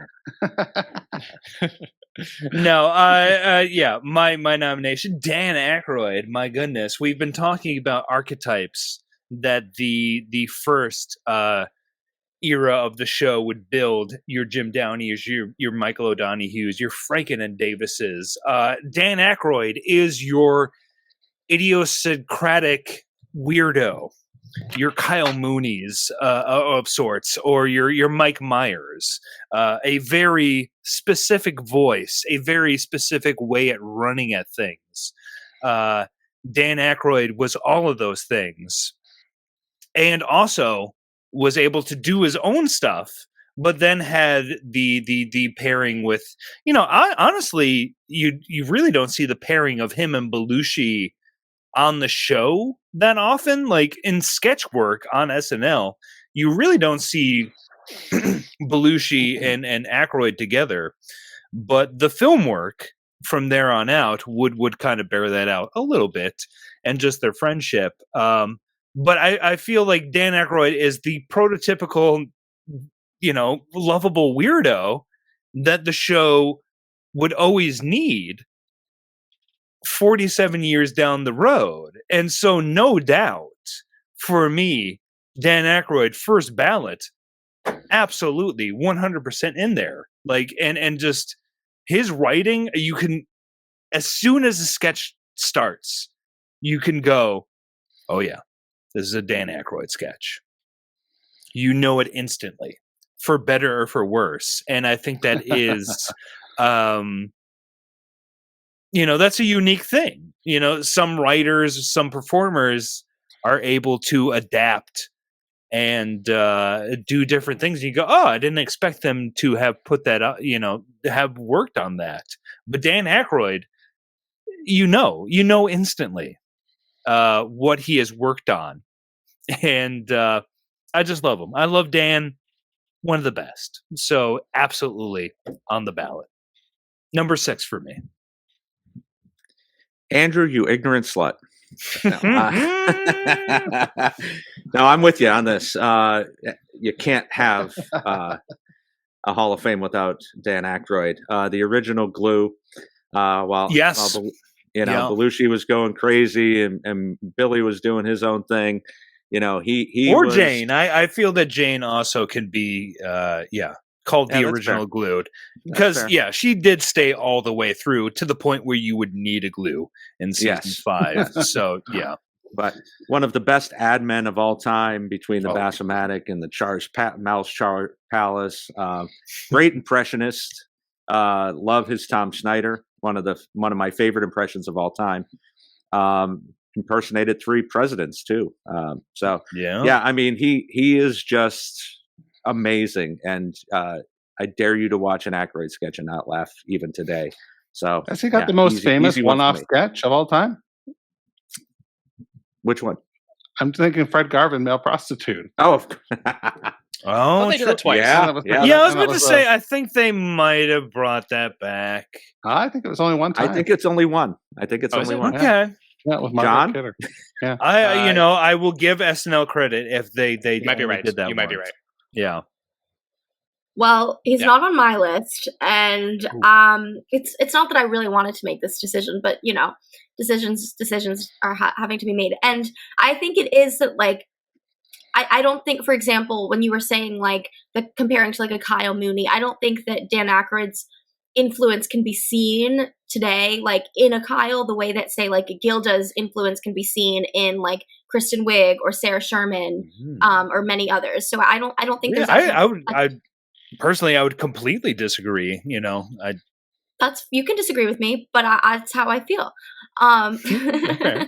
You can have your piece too, but like I just think everything that he did, I don't think there's as much of like a through line in terms of the rest of the show, and as like the decades that followed, in terms of like when people are thinking about their, and I know again it's different interpretations of what this means, but I think SNL Hall of Fame, it means like impacting the show in the very beginning and doing things that without you the show wouldn't have existed, all that kind of thing. But I have to wonder, like, if it weren't Dan Aykroyd, could there have been someone else in that role? And I think that the answer is more likely yes than it would be for Gilda. Like if I'm thinking like someone who took that role. So of course I want to put him in the thing, but I had to make some cuts. I agree, by the way, about the Dan versus Gilda point to that extent, but I don't. He is on my ballot 100%. I don't agree that there isn't a through line, though, but I see a through line completely differently than Andrew. I actually see the through line from Dan Ackroyd to Phil Hartman to Bill Hader. I think those are that's the through line that I see. Yeah, the glue type performers, but also the sketches he wrote, I feel, are the more idiosyncratic Kyle Mooney type of things. So he almost did both at the same time. Well, here's the thing about Dan Ackroyd is that, look, we always talk about performers, right? So I know because I come from a hosting background, I know that like when the event starts, you are on. And Dan Ackroyd, when the light goes on and they are on air, he is fully engaged in character, is at his absolute best. And when the light goes off, he is just the most mild-mannered. Like he's just different personalities, and that is what you ended up getting later on down the road with the Phil Hartmans and the Bill Haders. I think Keenan could also for sure. that.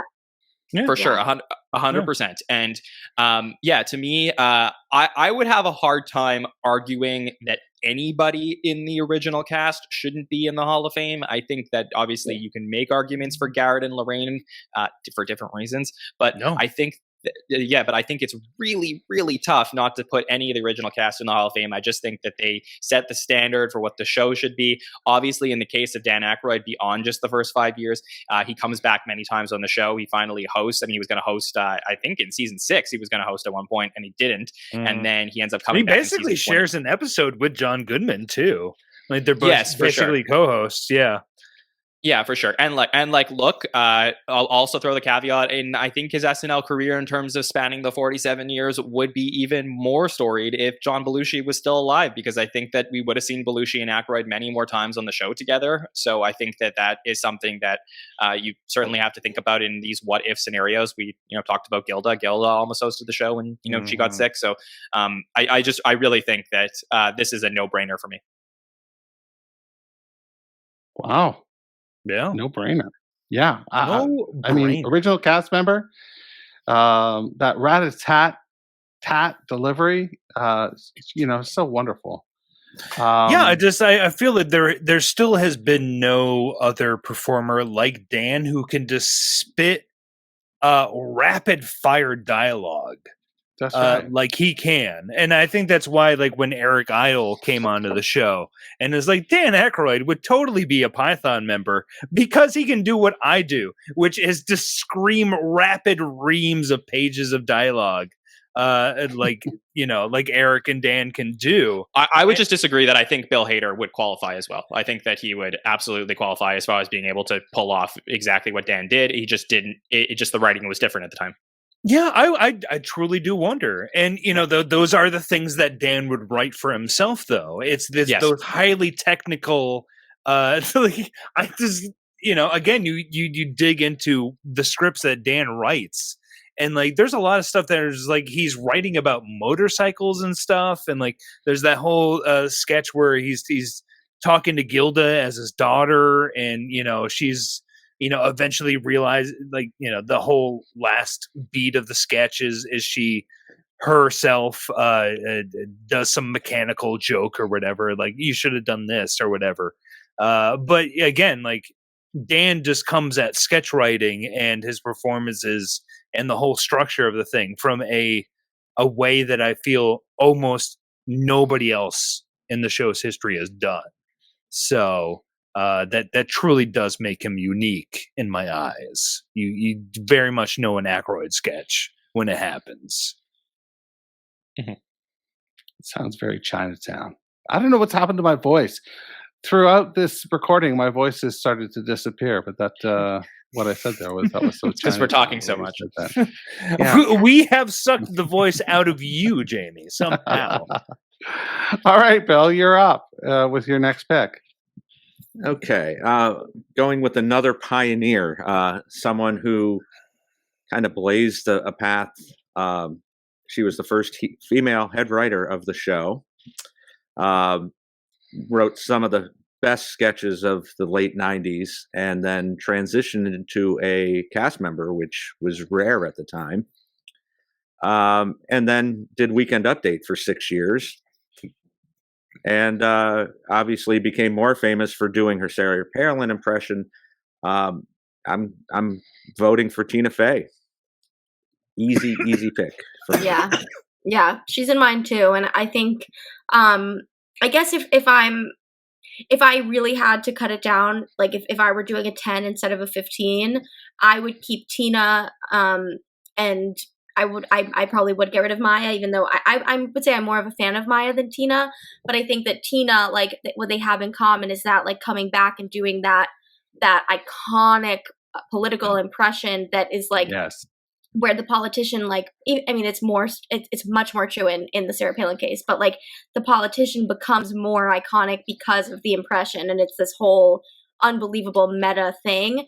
And like part of the reason I would pick Tina over Maya if I had to is because of like that influence was obviously much more significant in that case, and then also obviously the way that Tina transitioned from being a writer to like having a very, very front-facing role as like a Weekend Update anchor and in sketches, and like really just touched so many different elements of the show itself, and then literally like parodied the entire show in a new show that she created and started and everything. And so like I'm not saying that 30 Rock is a reason to put her in the Hall of Fame, but I think it's kind of the anti Eddie Murphy move to, like, after you're like a massive star and you really have a lot of options for what you could do, to parody the show that gave you your career and is all about the same building and the same everything. It's like, obviously it's like a satire and it's shitting on, you know, crapping on whatever the show, but clearly it's like out of love and respect at the end of the day. So I would kind of describe that journey as like the anti Eddie Murphy track that we referenced earlier. So and then obviously, like, in the name of like women in comedy, that was a very a path that was very, very like no one had walked that path before in many different senses of it. She just did so many things in tandem where, like, you know, I would say, like, in some sense Jane Curtin definitely like paved the way, of course, but like for Tina to just do so many of these things, like to obviously update, but then like head writer, and then like she was doing all these things that like yeah. And I think that, like, again, being picky about not being able to put everyone on, like being able to put Jane Curtin on, even though like I mean, we're not talking about her for this time, but I do think like there's something to be said for nominating someone who came after somebody else in a way that is kind of honoring the person who came before. Like, I don't think Absolutely. that we definitely necessarily, just because, like, you know, choosing someone who is a little bit more modern or kind of mid to current, like, to me, that is honoring past people, or like somewhat like a host that I might talk about later. Like, if a lot of them had to do with a former cast member, like for me, it's this ecosystem where, like, if the influence is there, then it kind of is nominating that person in a way. I had such a tough time with this. I left Tina Fey off my list, and this was the name I was struggling. And I mean, during this podcast, I put her back on, then I took her off again.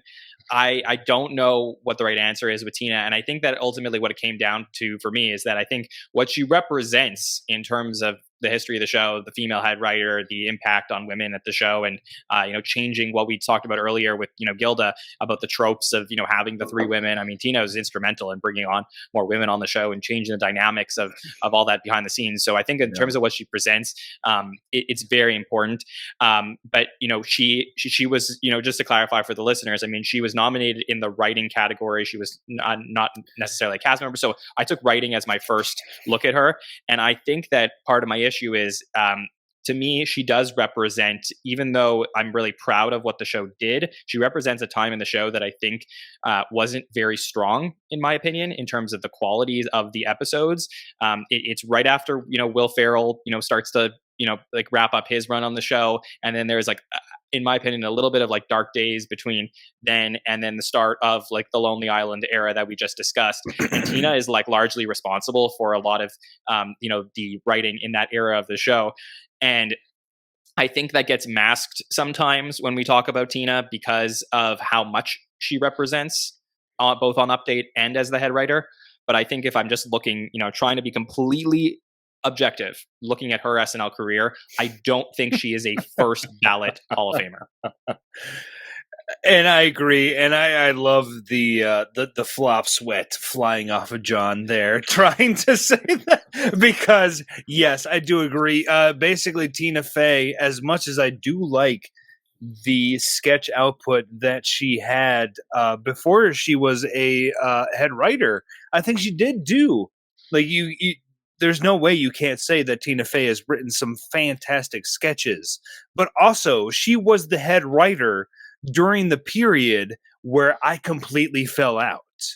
And even coming back to it years now, it's even worse coming back to it now. Like, I do not like her tenure on Update. I do not like her head writing tenure on the show. Like, I do feel it is maybe the lowest pull of the show is the 2004 2005, and I don't completely want to put that on Tina. It also, just pop culture and ourselves, America, was also at our deepest ebb as well. So what are you going to parody but the dumbest shit ever? But it was bad times, and no matter what, Tina was there, and I don't think she was quite putting the twist on that. Like, I don't think she was seeing that for what it was at the time. It was, a lot of it was just simply being there in the whatever like American Idol cold open or whatever. It was bad, and so I also could not put her on my ballot. But that is not to take away from the strengths that she does have as a writer. I agree. And it's a tricky situation. She was there for a very bad period of SNL and American culture, and just wasn't able to put it together. And it's a damning situation, and I feel bad for her. But I think she's doing fine. Yeah, she's right. Yeah, I exactly. think she's doing fine. I think she's doing fine. Basically, my opinion does not matter. She's doing fine. She wants the plaque, though. You know, she probably wants the plaque. Yeah. Yeah. So that's also, it's not me. Yeah. If it's not me, barging in and trespassing, it might be Tina, I guess. Right. She deserves to get into the Hall of Fame. There's no question about it. I just think that, for like really real fans of the show that have seen every single episode of the show, I just think that there is like a little bit of an underrated through line through her seasons as a head writer. That's like, we love Tina and we know how important she was to the show, but like, it's like, again, that's where I tapped out. Yeah. That was where my initial love of the show ended. It was with her head writing tenure. So, All right, Nicole. So I would not have, in good spirits, been able to do this podcast without putting in a good word for the person who I myself nominated, who has really left such a mark on my life, my childhood, since like I was very young until all the way now and forever, and who has done really the same on SNL for everyone my generation. And I think this is like an influence that we're going to just continue to see. It is a little bit fresh relative to the people who've made the cut. It's a very, very small list of people who have made the cut, but I do think that if we're talking about people who are within the last like 12, 13 years have been really important to the show in a consistent way, in a long-standing way, as long-standing and consistent and frequent as anyone could be in like a decade and some change, like that's this person. That is this person in every sense. And it's Miley Cyrus or Hannah Montana, whichever one you want to write down is who I am nominating. And like we talked about this on when I nominated her, but just the number of different things that she has done on the show in a relatively small amount of time, like doing the Mother's Day cold open, being chosen in the unprecedented metric of like evaluating who got chosen to do a song during the at home episodes. Like for me, that's like the highest honor of all, because everyone was available. You could have chosen any A-list musician for that because no one was on tour, no one was doing anything. So to be chosen for that is a massive honor, and she was one of the people who did. who did a performance for an SNL at Home episode. She has done so much meta stuff that was making fun of herself.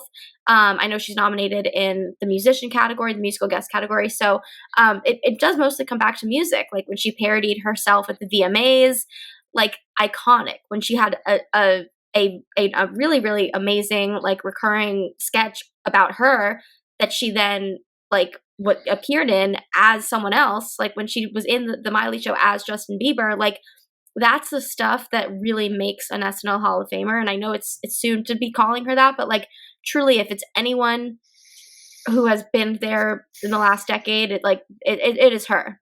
It is her. So Miley. And I would agree that I think that if you played, like if SNL in the last decade was played in music, it would probably be Miley Cyrus. I think that she is the modern day representative of, who SNL chooses to come back time and time again, both at the 40th anniversary, at the at-home shows. I certainly think that she's impactful on the show. For me, it just comes down to like, I was really, really tough on musical guests for, picking for the first ballot. And I think that if you're going to be, in the musical guest category and put as a first ballot Hall of Famer, to me, I'm looking for more people who span the generations, and that's no fault of Miley whatsoever. It's just I had to make a cut somewhere, and I think Miley will get in eventually. I just don't think that it's on the first ballot for me. Yeah, I can echo that. I do think she is a surprising, presence on the show, for sure. I've actually pretty much enjoyed all of her times that she has appeared on the show. And you brought up the SNL at Homes thing, and her cover of Pink Floyd's "Wish You Were Here" was strangely divisive, but I thought it was incredible. Oh, and Nicole. Oh, yeah. But yes, I feel it's just a little bit too early to call it for Hall of Fame. But Lord, I really do think that she is on her way. And I was one of the few that truly I do stand by her work on the show. And again, that "Wish You Were Here" cover of Pink Floyd was truly top tier, I felt. So that is another thing though about her, is like the way she pays tribute to other legends like that came before her. I think that puts her way above like anybody else who would be in a similar spot, like in terms of the Hall of Fame status. Yeah, that's my thing with Miley in general, is that like I'm still like, I'm not against her in any sort of fashion, and I'm still waiting for the time that I'm truly 100% on board. And moments like that where like, oh man, we are inching ever closer. Because my thing with her and her musical output is I think she is sort of like a Bonnie Raitt type of persona, where she can do these very interesting covers of other artists and make the songs her own in very fascinating ways. That I feel like her music is almost on the cusp of that, but in SNL itself, she is always very game. I enjoy pretty much all of her episodes that she's hosted. So this is a near miss for me personally. Agreed. Yeah, I echo what both of these guys have said. Probably my favorite contemporary musical guest. But talk to me in another 10 years. I think maybe she'll be in at that point, but I think it's too soon. And there's a couple people on this list that you can see their path to the Hall of Fame. I don't think they're there yet. Just too soon. Yeah. All right. Yeah, I agree. John, we're back to you. Okay. I mean, I couldn't, anybody who knows me knows I couldn't do a Hall of Fame ballot without putting my guy Justin Timberlake on the ballot. And I honestly think that, again, baseball comparisons, there was Babe Ruth. We talked about, the steroids era and stuff, but like Mike Trout came along, people say he's the greatest baseball player of all time. And that's because he can do everything. And so can Justin Timberlake. So, I mean, the guy acts, he performs, he writes. I mean, he's been in some of the biggest moments in recent times. I mean, I think enough time has passed, to be honest with you. I mean, he hasn't been on the show very much over the last era. I think enough time has passed. Yeah, he's very much like a Buck Henry, where he has his era, and that's it. Yes, and he is totally representative of like the host of that era of the show. I think that he opened up the 40th anniversary. He was the cold open with Jimmy Fallon and, singing about all the past moments on the show. And I just think that like he's been there for some of the biggest moments. And the most wonderful thing about the Justin Timberlake episode, and I was a big NSYNC fan and I was really excited to have him on the show, but there's a lot of SNL fans who were not big NSYNC people. They were not into pop music. It wasn't the type of music that you typically heard on the show. I mean, obviously there was, Britney Spears was on the show a couple times. Backstreet Boys were on the show. But I mean, when NSYNC came on and then people found out in 2003 that Justin Timberlake was going to be hosting the show, people were not excited. They were like, what is this pop star going to come on, be a complete diva, not be great? And he came on and he just crushed it. Obviously, he did a lot of great things with Jimmy Fallon, and you saw like their connection right away, and we've seen that throughout the years. But then my biggest argument is like Jimmy Fallon leaves the show and Justin Timberlake comes on and he builds new rapport with other cast members. Like he builds this thing with Andy Samberg, who to me, it's very, very difficult for a host to transition over from era to era and have, important sketches with different types of cast members. And Justin Timberlake can pull that off in a way that Steve Martin could pull that off. And I just think that, it's like, you have to like Justin to want to put him in the Hall of Fame. And I know that he's polarizing for some people, but I just have to say, if you just look at his work on the show, to me, it is like, as a resume, so clear cut how fantastic of a host he was. Yeah, he's not on my list, but I can't disagree with anything you've said. It's just that the fact that those episodes are intensely polarizing to people. And usually I'm on the side that I enjoy most of his episodes. They do get very samey. We do build a returning well of sketches to the point where I there was one time, forget what episode it's in, but he comes on Weekend Update and basically says, I wasn't able to host this week, but here's the fake episode we would have done. And it's basically the episode they will do the next time he's back on. And but name me another host that could do that. Name me anybody else who can say that they have a hosting platform that looks exactly how it's going to look when that host hosts. And you may hate that. I mean, for better or for worse is the thing, of here's all the sequel sketches we'll do, and here's how it's going to look, is almost more damning towards SNL than it is Justin Timberlake, who I feel is, again, a very game performer. And that moment is more speaking of the fact that the show had almost kind of run out of ways to run at what we can do with Justin. And so, again, he is not on my ballot, but I do go to bat for the episodes he's in. I do love the Bee Gees sketches with him and Jimmy. Those do hit in a very Bee Gees centric part in my soul, and so there's always that. But again, he's just one. You can't ask for much more from an SNL host than him. But still, strangely, he is not on my ballot tonight. And by the way, let me just say one more thing before Bill goes. Respectfully, I would like to say, from a statistics perspective, the top sketch lists for hosts that have never been cast members, but only hosts on the show: Alec Baldwin, Steve Martin, John Goodman, Tom Hanks, Buck Henry, Justin Timberlake. Top 6. I mean, he just fills out every single check box that there can be. Sorry. Yeah. Yeah, he's on my list. Easy one for me. This probably, if you got in a time machine and talked to me in 1999 or 2000 and said, this dude from NSYNC is going to host and he's going to be really good, I would have asked, what are you smoking, and pass it, please. Like, there's no way I would have thought that this guy would do what he did. And I probably, if there was Twitter back in 2003, I probably would have been bashing this episode before it came on. But his first 2 episodes are complete classics, top to bottom. And yeah, there is some diminishing returns as he came back. But is there anybody we want more to come back right now? I mean, it's been 7 years.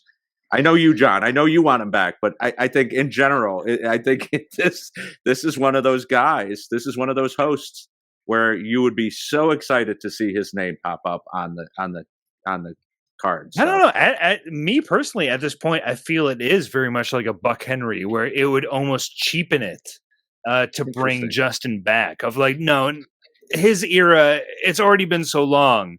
That was it. That was his time. Yeah, but Steve Martin went 6 years between 80 and 86. So yeah, true.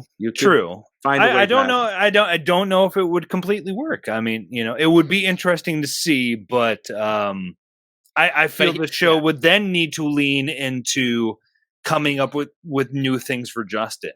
Yeah. And that indeed would be interesting to see. You could not rely on the template that they established for his shows so much that he is commenting on them in weekend updates that he's not hosting. So it would be very intriguing, but that is also kind of why he was not on my list of it did get very samey. There was a formula built out of Justin hosting the show.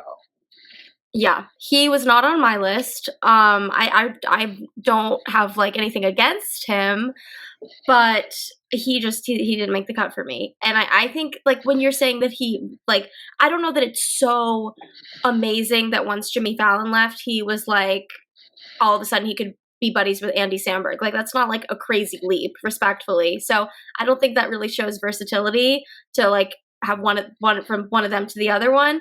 And if anything, like the fact that he hasn't been back in so long, it's like, why not? Like he like had these kind of little eras, like kind of overlapping. I guess you could give him kind of 2 eras, but you couldn't give him 3 eras. Like I don't think you could really call it that. And so yeah, I just feel like he was impactful on the show for like not more than a decade. I guess it was about a decade, and then he was on the 40th. Yeah, it was like a solid like decade and change. 20% of the show, though. Yeah, right. I know, and I guess it's like maybe in terms of this Hall of Fame conversation, because it's been a while, then it's more likely to be like put in. Whereas like Miley has had the same decade and change pretty much. It's just been more recent. So I mean, I don't know that they're even that different from each other in the way that their SNL careers have gone. The other thing is I think there was a lot of luck, just like with Lonely Island, even though Lonely Island is on my list and Justin's not. I think that we're talking about that era of this very interesting time in American culture of like that like 2003 time of like the low-rise jeans and the cardigans and the shawls on the red carpet and like all these crazy things and the one that's what I think of, like Ashley Tisdale and her red carpet looks like just weird bad times, weird stuff going on. Bad times. And but that's why, if anything, I give more props to like the show and the producers and casting, and I guess it was Marcy Klein at that time. Like it's like more on them than on Justin to be like, oh, we have to lean into this weird vibe like of this era. Like we have to like have Justin Timberlake become an SNL staple if we're even going to survive this weird time. Like it has to be like that. So I kind of give more credit to the show than Justin. I think he walked into a lot of luck, and he delivered on that luck. Blasphemous. He executed. Wow. And I'm not even that is If looks could kill. Unique. Okay. All right, this is absolutely insane. But this is what I would say, Nicole. I will make a promise to you. Okay, when I fill out my ballot, you made an argument and you said you don't know that Miley Cyrus is that different from Justin Timberlake. Well, you love Miley Cyrus and you nominated her for the ballot. I will put Miley Cyrus on my ballot if you put Justin Timberlake on yours. Oh wow! What is this? Like fake Monopoly? Wait, rules? What is going on? I have more spots. I have more spots So on my ballot. Miley will be your. You have 12 still, or did you Yeah, cut down? I did my 12. I'll make Miley my I'll 13. trade your If you put Ackroyd. Justin I'll Timberlake trade in my Ackroyd for Fine. your I have the somebody broad. I could drop. Done. I have Go someone I could fish. drop. there. It's Okay, fine. done. It's done. It's fine. Yeah. Wow. Okay, done. Yes. And Wait, Jamie, let me just, wait. What? What does Miley need? Does Miley need 66%? Miley needs 3 of us. So actually, your vote isn't that valuable to me. Yeah, No, that's not true. It That's not true. doesn't help. It I just thought 50 all 3 of us. Okay, well, wait. No, but does Miley need 3 of us or 2 of us? It Well, needs she three needs- people. There's also It a needs to larger hit- voting pool, but yeah. Oh, is Right, there a but- larger voting? But Oh, only my only goodness. for this episode. Because if you agree, like, does that even help me, or do I really need 3 of the 4 to agree, or does it not matter? Jamie. Well, it doesn't really matter because Doesn't we really don't know how matter? many people are going to vote. Really Like if matter. Okay, If- Yeah. fine. You That's Fine, fine. we're doing this. Yeah. Jamie, let me just say one more thing. If Justin Timberlake does not get into the Hall of Fame this year, I am nominating myself to be on the episode that nominates him back next year. all right. I think that's why you saved We'll it for let the that end. happen. Did you do that on purpose? You saved your favorite for the end so you could use that strategy, and no one else could use it because it's too late for everyone else. So that'd be smarter. if It's that's never what too you did. late for me. It's only 11 o'clock. Yeah, oh my God, it's 11 o'clock. It's 11 Okay. o'clock, baby. All right. Okay. All right, so Moving on. me, I have one last thing. We're basically done with my list, but we did then start adding musical guests. So I added Paul McCartney, and then you know what? I added my boy Tom Petty and the Heartbreakers because you know what? That Tom Petty, that is one of those things that is it is building blocks of music for me. And so like there's no way I can't see a list and go, ooh, Tom Petty's on here of best of all time. It's tricky for like that indeed was the hardest cut, was just to say, yeah, no Tom Petty, because my God, it's Tom Petty. I don't remember if we were live on mic or whatever when we were talking about like Stevie Wonder, and just like everybody loves Stevie, right? Everybody loves Tom Petty. If you don't like Tom Petty, you are trying way too hard. Like I don't know what's wrong with your life or whatever. It's and every single time he's on there, like I've seen Tom live. It's he always pulls it off. It's Tom Petty. He's a legend.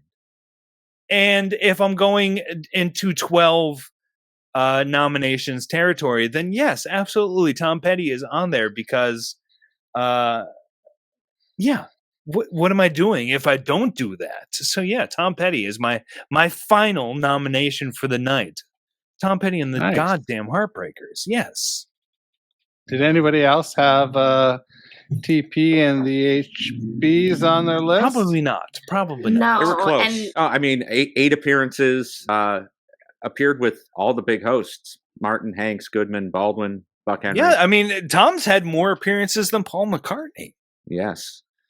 But just missed the cut for me. Fair for enough. me, this is the part of the night where I admit that the most important thing to me about Tom Petty and the Heartbreakers is John Mayer's Free Fallin' cover. So with that said, they're not making the cut for me. Got it. John? Yeah, they just I am missed in the cut for me. distress. I am in That's distress. Fine. This is how I felt about JT. What's happening? But they just missed the cut for me as well. It is Tom Petty and the Heartbreaking that I cannot put them on the list. But I think look, as far as sketch appearances or segment appearances on the show, I mean, they're very high up there. I do think that they are potentially looks at the Hall of Famers. They're in that category for me. For anybody who hasn't hosted the show that's simply been a musical guest, like I said, Dave Grohl dominates. Paul McCartney would be next. James Taylor, I think, is a future Hall of Famer. Coldplay / Chris Martin, Kanye West, we could talk about just in terms of being on the show. And then Tom Petty. I mean, those are the ones that are really like at that top of the list. So I think that, we're entering a stage here where these are potentially Hall of Famers, but not sure things. And for me, the first ballot was sure things. Fair enough. Me as well. But yeah, once we then established within the talking of the show, it's like, all right, I got to throw Tom back in there. I got to do it because he means a lot to me personally. So No, and I mean, yeah, the fact that he has been with, like the who's who of hosts is, or they rather have performed with the who's who of hosts. Yeah, just seals the deal for me. Yeah. Bill, who you got?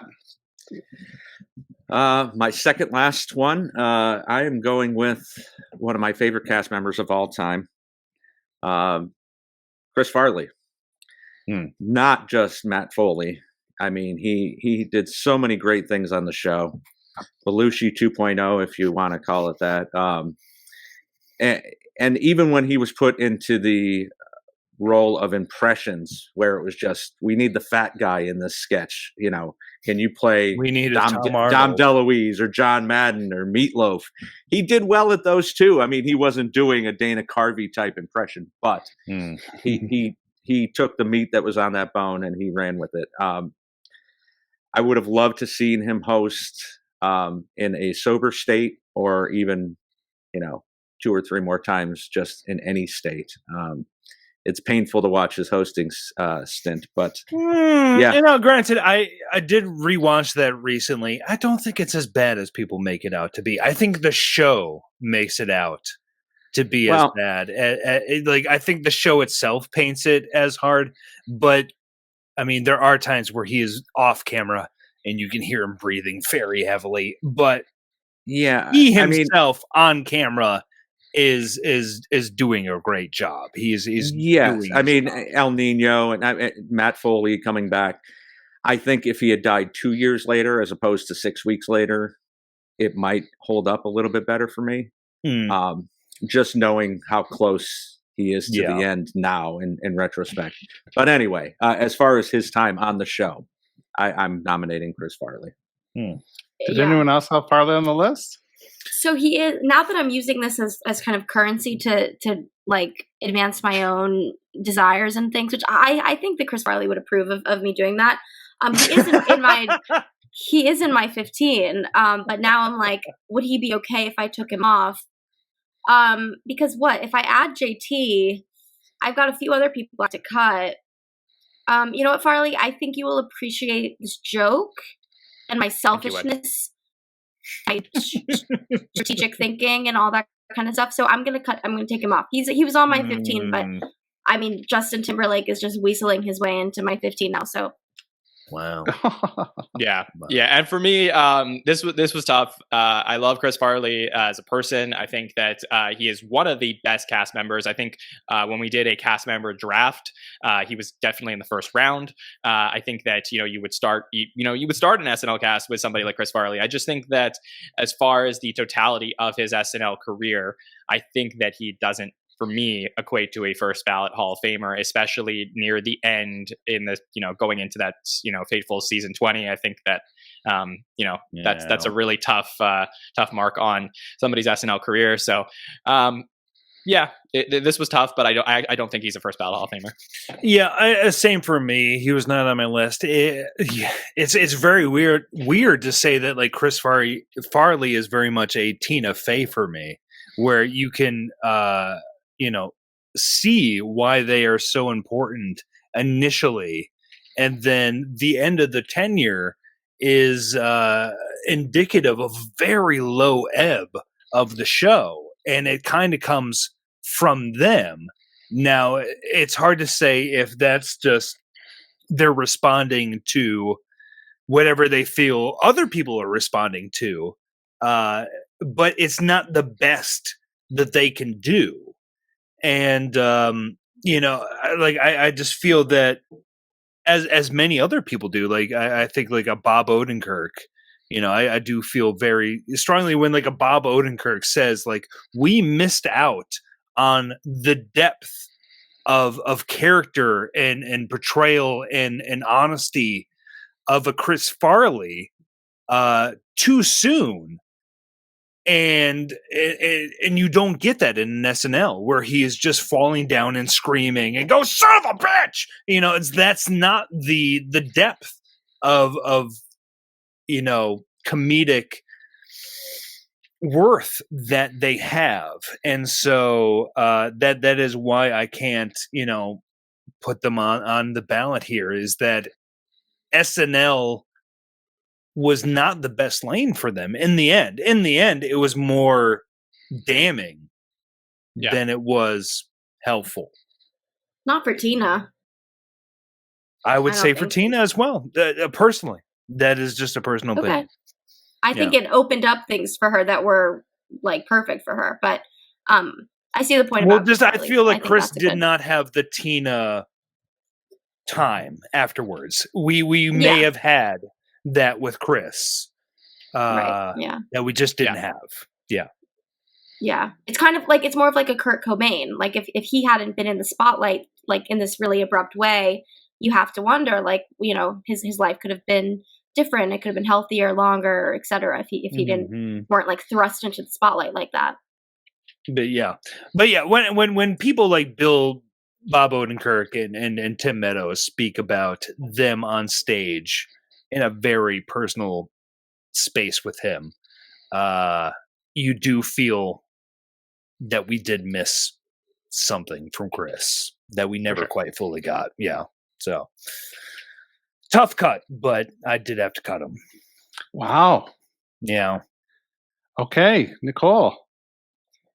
All right, let's see. Who am I bringing? Okay, so here's the thing when we start talking about like strategy. So if I had added Michael O'Donoghue, I would have gotten rid of this person because they represent a lot of the same things. It's just one was a writer and one was a cast member, but it's a lot of the same. It's the same stuff that you would want in your Hall of Fame that you'd want represented in what makes SNL what it is, and the influences that you need to have on the show to balance out the other things and the things that like never could have, the show wouldn't be what it is without people who get fired from the show. That like I wouldn't want an SNL history where people weren't getting fired. Like I don't think any of us would. So now but you're talking my language. Yeah, there we go. Now we're connecting on one thing. There we go.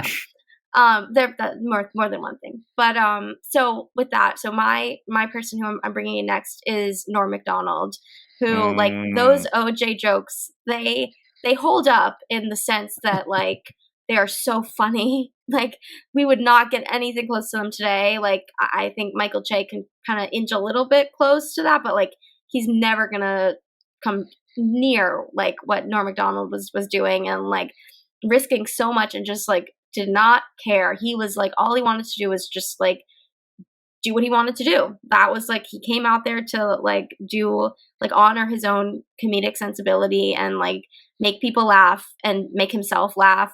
And yeah, those like OJ compilations on YouTube are like, I could just watch those constantly. And I do. I watch them all the time. So but again, like I would put, if we're doing like first tier, like for example, like a Tina and Maya, maybe it will just be Tina who makes it this round, or maybe neither. Like I would put one or the other between O'Donoghue and Norm. And in this case, I'm putting Norm. Huh. Yeah, I certainly see it. I mean, I love Norm Macdonald on the show, and tragic that he's not still with us. And I think that, you know, I didn't have him on my ballot. And the reason being is that I just ultimately feel, if I look at his career on the show, in terms of importance, like probably most dangerous Weekend Update guy since Chevy. You know, you can argue Dennis in certain senses, but I sort of feel like Dennis Miller and Kevin Nealon had better SNL careers than Norm Macdonald, and you could argue that. And I think, like in the grand scheme of things, as a cast member, to me, I'm not sure that Norm Macdonald is a Hall of Famer alone, let alone a first ballot Hall of Famer. I just think he's well remembered. I think he brought a danger to the show, but I just don't think he had like this storied SNL career that was, fantastic Hall of Fame worthy. Well, you say Hall of Fame alone, and I feel that there is only just one Hall of Fame that contains Norm, because he was a man alone, I feel, in the show, in a weird way. And of all the people on the show, I've had the most dramatic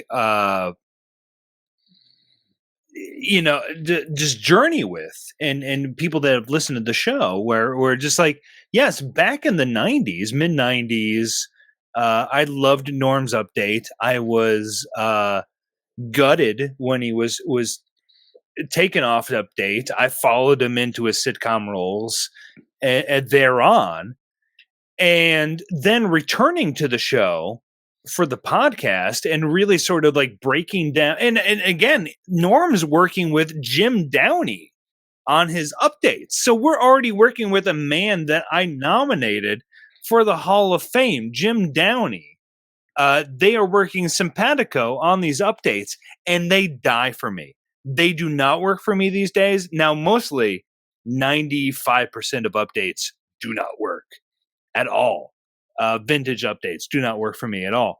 But Norm's like very like, it's like we started calling it Norm Bingo, because he would just have these, Marion Barry smokes crack, President Clinton smokes weed, OJ's a murderer. It was like we kept on coming back to these themes over and over. You can have a compilation of just simply calling OJ a murderer. And that's the point. That's what makes it Hall of Fame, because it's like you don't have to exist in that time period to be so impacted by it. It's like Gilda with like these characters that like were like going over and over, and that's why it's so imprinted. So for me, like that is a version of being impactful, is like if you do the same thing over and over again, because now people can digest it. Like when someone's like sitting on the toilet and they're on YouTube and they're procrastinating, like, yeah, you pull up an OJ Simpson, Norm Macdonald compilation and you watch it for 27 minutes and you laugh, and then you're late to whatever you have to do. Not speaking for I don't experience. feel that, like, I don't know, because you're getting the same joke over and over again. So you're sitting on the toilet and you're just impacted by fiber. The same thing. And now you're blocked up. Now you're not even pooping anymore because you've had the same joke delivered Not to me, you week. Maybe that's your problem, not a me problem. Nicole, you started this. What are we even talking about? I just think, I wonder how much the era plays into it with Norm. Like, for John to say, that he might not even be a Hall of Famer at all, like that strikes me, because I definitely see him. Well, I haven't revealed any of my picks, but he would be one of my picks for sure. Yeah, but 1997 Andy would totally be on board with you. 2022 Andy is like, I've gone back to these things and they die so hard for me. And actually, if you go back and watch the live recordings, they die mostly for the audience too. Yeah. Like that's why Don Olemeyer said, you got to get rid of this guy because it's too divisive.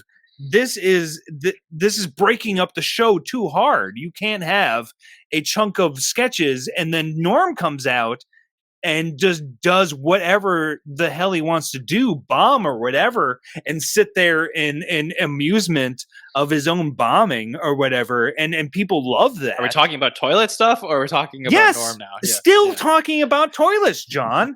Okay. So yeah, can I just say one thing? Because I know you definitely you're constipated.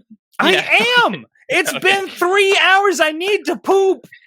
Okay, let's rapid fire this, and I know Bill wants to get in. So sorry, Bill. I just want to say really quickly to Jamie's point about Norm Macdonald's on Weekend Update. In my opinion, I actually think that if you look at all the Weekend Update anchors post the original cast, so not including like Bill Murray, Jane Curtin, Dan Ackroyd, like all Chevy Chase, those to me are Hall of Famers. I actually think only Seth Meyers qualifies, in my opinion, from a Weekend Update anchor perspective. So this is not Kevin. No, past the original cast. So I think that's just my 2 cents on it. Seth isn't nominated tonight, so I'm not going to make a case for him. But I just think that you have to really, really fight for why a Weekend Update anchor is a Hall of Famer when they're not as much a part of the rest of the show. Well, my thing is, and we're already going so late, so I'll just lay this out very quickly. But my thing is, for a Weekend Update host to work for me now, I want to see them do crowd work. And so that's why a Kevin Nealon or a Colin Quinn, if we're going to box in Norm, is that they like, I do like them reacting to crowd reaction. Because most of these jokes don't hit for me anymore. They're too lost to time. But their reactions to what the crowd gives them, that is what I can feed into. Norm's on his own plane where he does not give a shit. And so there's no give and take of watching that. And so that's kind of why I'm left cold. I also think if you go back, like I know he's an update anchor, but if you go back and watch, like there was one of those early years that he was on that he was almost like the leading man sketch, like he was the person casting the bill. You've been waiting here. Yeah. Can I finish? Yeah. No, I'm going to go again for another 20 minutes. I am with Nicole. This is my final nominee. Now, Weekend Update is my favorite part of the show. Always has been. And really, I understand both Andrew and John's points. The problem is that I think you have to take these Weekend Updates with a grain of salt. Obviously, this is all very topical. Obviously, there's stuff that you're not going to get, even if you lived through it. And the repetitiveness did get to be a problem with Norm, but he changed the game. Just like Dennis Miller. Dennis Miller and Norm are my favorite 2 Weekend Update anchors because the update was dying, especially before Dennis. All that Saturday Night News garbage and Brad Hall and all of those people before that. Oh my God. Sorry. Yeah, I like Brad Hall in other ways, but anyway, but I think Kevin Nealon was a terrible choice for a replacement for Dennis Miller. Bill, you're killing me. Am I killing you? So when Norm came in, he turned it on a dime and he changed the way Weekend Update was done. Coming out and saying here's the fake news, when fake news was a funny thing to say as opposed to now. I really think he was an integral part of changing Weekend Update for the better. Plus all of his sketch work, his impressions, his Letterman, his Dole, his Larry King. Yeah. So I'm going with Norm. Fair enough. Excellent. All right. Well, we went through pretty much everyone's list, but we So I think my list, Andrew's list and Bill's list are done, but Nicole has a few more. Yeah. All right. So if you want to rapid fire them for us. No, I think everyone else. Everyone else. I'm like, when in the context of like history and things, like everyone else, I want to give them a couple more years. Actually, I have 2 more people. Emma Stone, who needs a few more years. She needs to hit her. She needs to get her jacket, and then we'll talk. That's how I feel about Emma Stone. I'm a little concerned that she's lost interest. And I know it's literally only been like 2 years ish, but I'm like, Emma, like, please come back. No, I feel like Emma Stone might be a John Hamm situation where it's like a 3 and done, and it's like, oh boy, those were all great, but like No, I don't think it might be. No, because she did 4 in over like 8 years or something like that. Has it been 4 years? Yeah, 4. She's done 4, and I mean she did have a baby this year with a former SNL worker, Dave McCary is her husband, of the Good Neighbor peeps, right? He wasn't the third, but he worked with them. He was the third. He was the director, right? Exactly. He worked. Yeah. So I mean she's in the family as much as like anyone is in the family, as much as Kim Kardashian or Scarlett Johansson. Like Emma Stone is that in a sense. So in addition to just like so many, the longer we go, the weirder I'm going to get. But anyway, so that would be a quote right out of like a Lonely Island something. I know. Anyway, so no, Emma Stone, like I would say a solid like 26% of my favorite sketches of like the last 10 or 15 years, like she's in.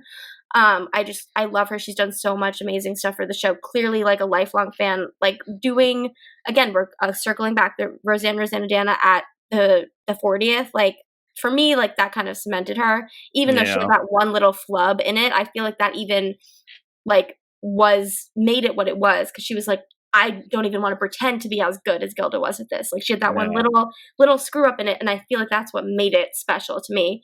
I was like, you can definitely feel that she is a hardcore SNL fan. Yes, exactly, and that's like what I love. She is deep in it. So yeah. So I like think she's a future Hall of Famer, but I just think that she's I Yeah, need she's her to very get close. that jacket. Once she gets that jacket, I'll be back here in a year, and I'll be like, here's my commitment. If you invite me back, I will call. And this is assuming you invite me back. Assuming Emma is 5-timer in the next year, I will put her first in my list. Okay. Oh, wow. So she's not now, and that's really the only other one I really had to say. So I ended up with with my JT addendum, I ended up with 13. I have 14 here, but Sure. who's counting? Yeah. You are. Yeah, I guess I am.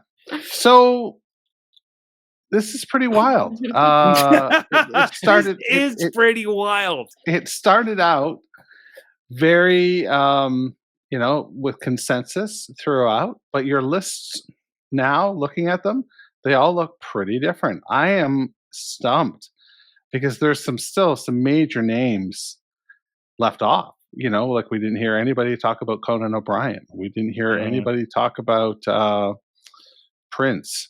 We didn't hear anybody talk about. I mean, I feel like looking at those names, I just feel that they didn't have the impact on SNL. Was the thing? Yeah, fair enough. That was simply the thing. Like, oh, Prince, oh, Conan. But I mean, even Conan will definitely. Just I didn't get much on. None of these things were the best of the era. So. I couldn't in the end. Yeah, no, it's going to be interesting to see these votes roll in, as we do these episodes and I watch them roll in. Yeah, I'm curious. I'm really curious. Well, thank you so much for taking, what turns out to be a considerable chunk of your day. In the scheme of things, I really truly appreciate it, and thank you so much. We should make the podcasting Hall of Fame for the amount that we contributed. That's right. That's absolutely right. Jamie, can we do some plugs before we head out?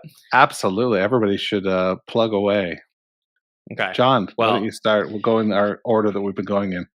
Yeah, well, if you haven't checked out the SNL Network and you're watching season 47, you are missing out because we were having a lot of fun over at the shows. We have our hot take shows that happen right after the show airs live on YouTube at 1:10 a.m. A lot of the fellow company that I have on this podcast joins me for those shows. And we also have our roundtables on Monday nights where we dive even deeper into the shows. We have lots of fun discussions. So if you are over 3 hours into this podcast, you're going to love everything that we're doing over at the SNL Network. And, yes. as you're hearing this, as Justin Timberlake says, it's going to be May, and we have 3 more shows that are happening to wrap up the season. So make sure that you join us. Find us at the SNL Network, Facebook, Twitter, TikTok, Instagram. Subscribe on YouTube, Apple Podcasts, or Spotify.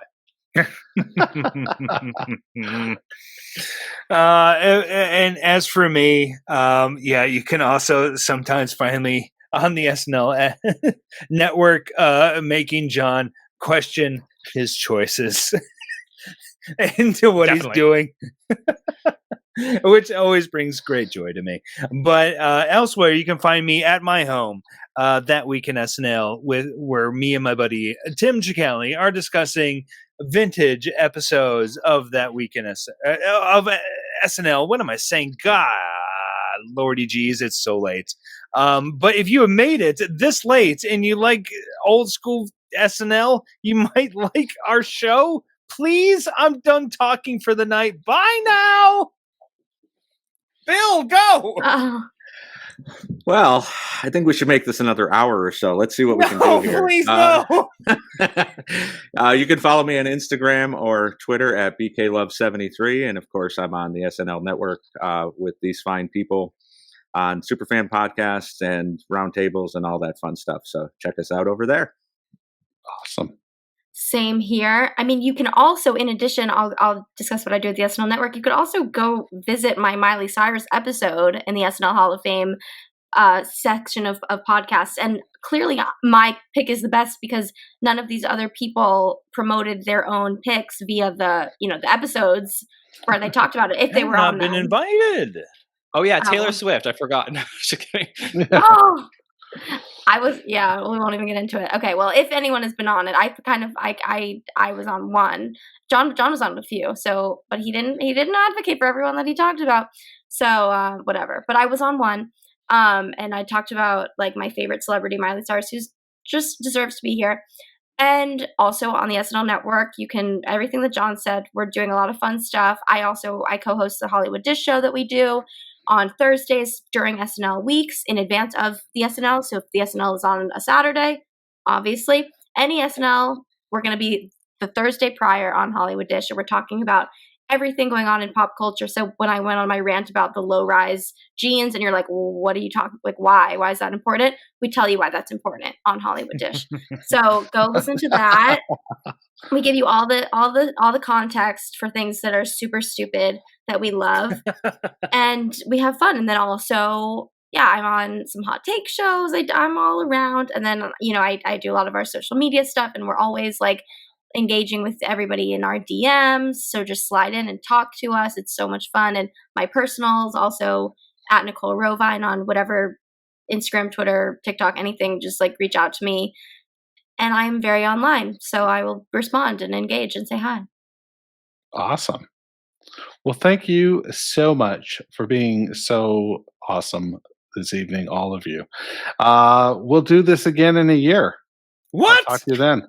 We're doing this again in a year?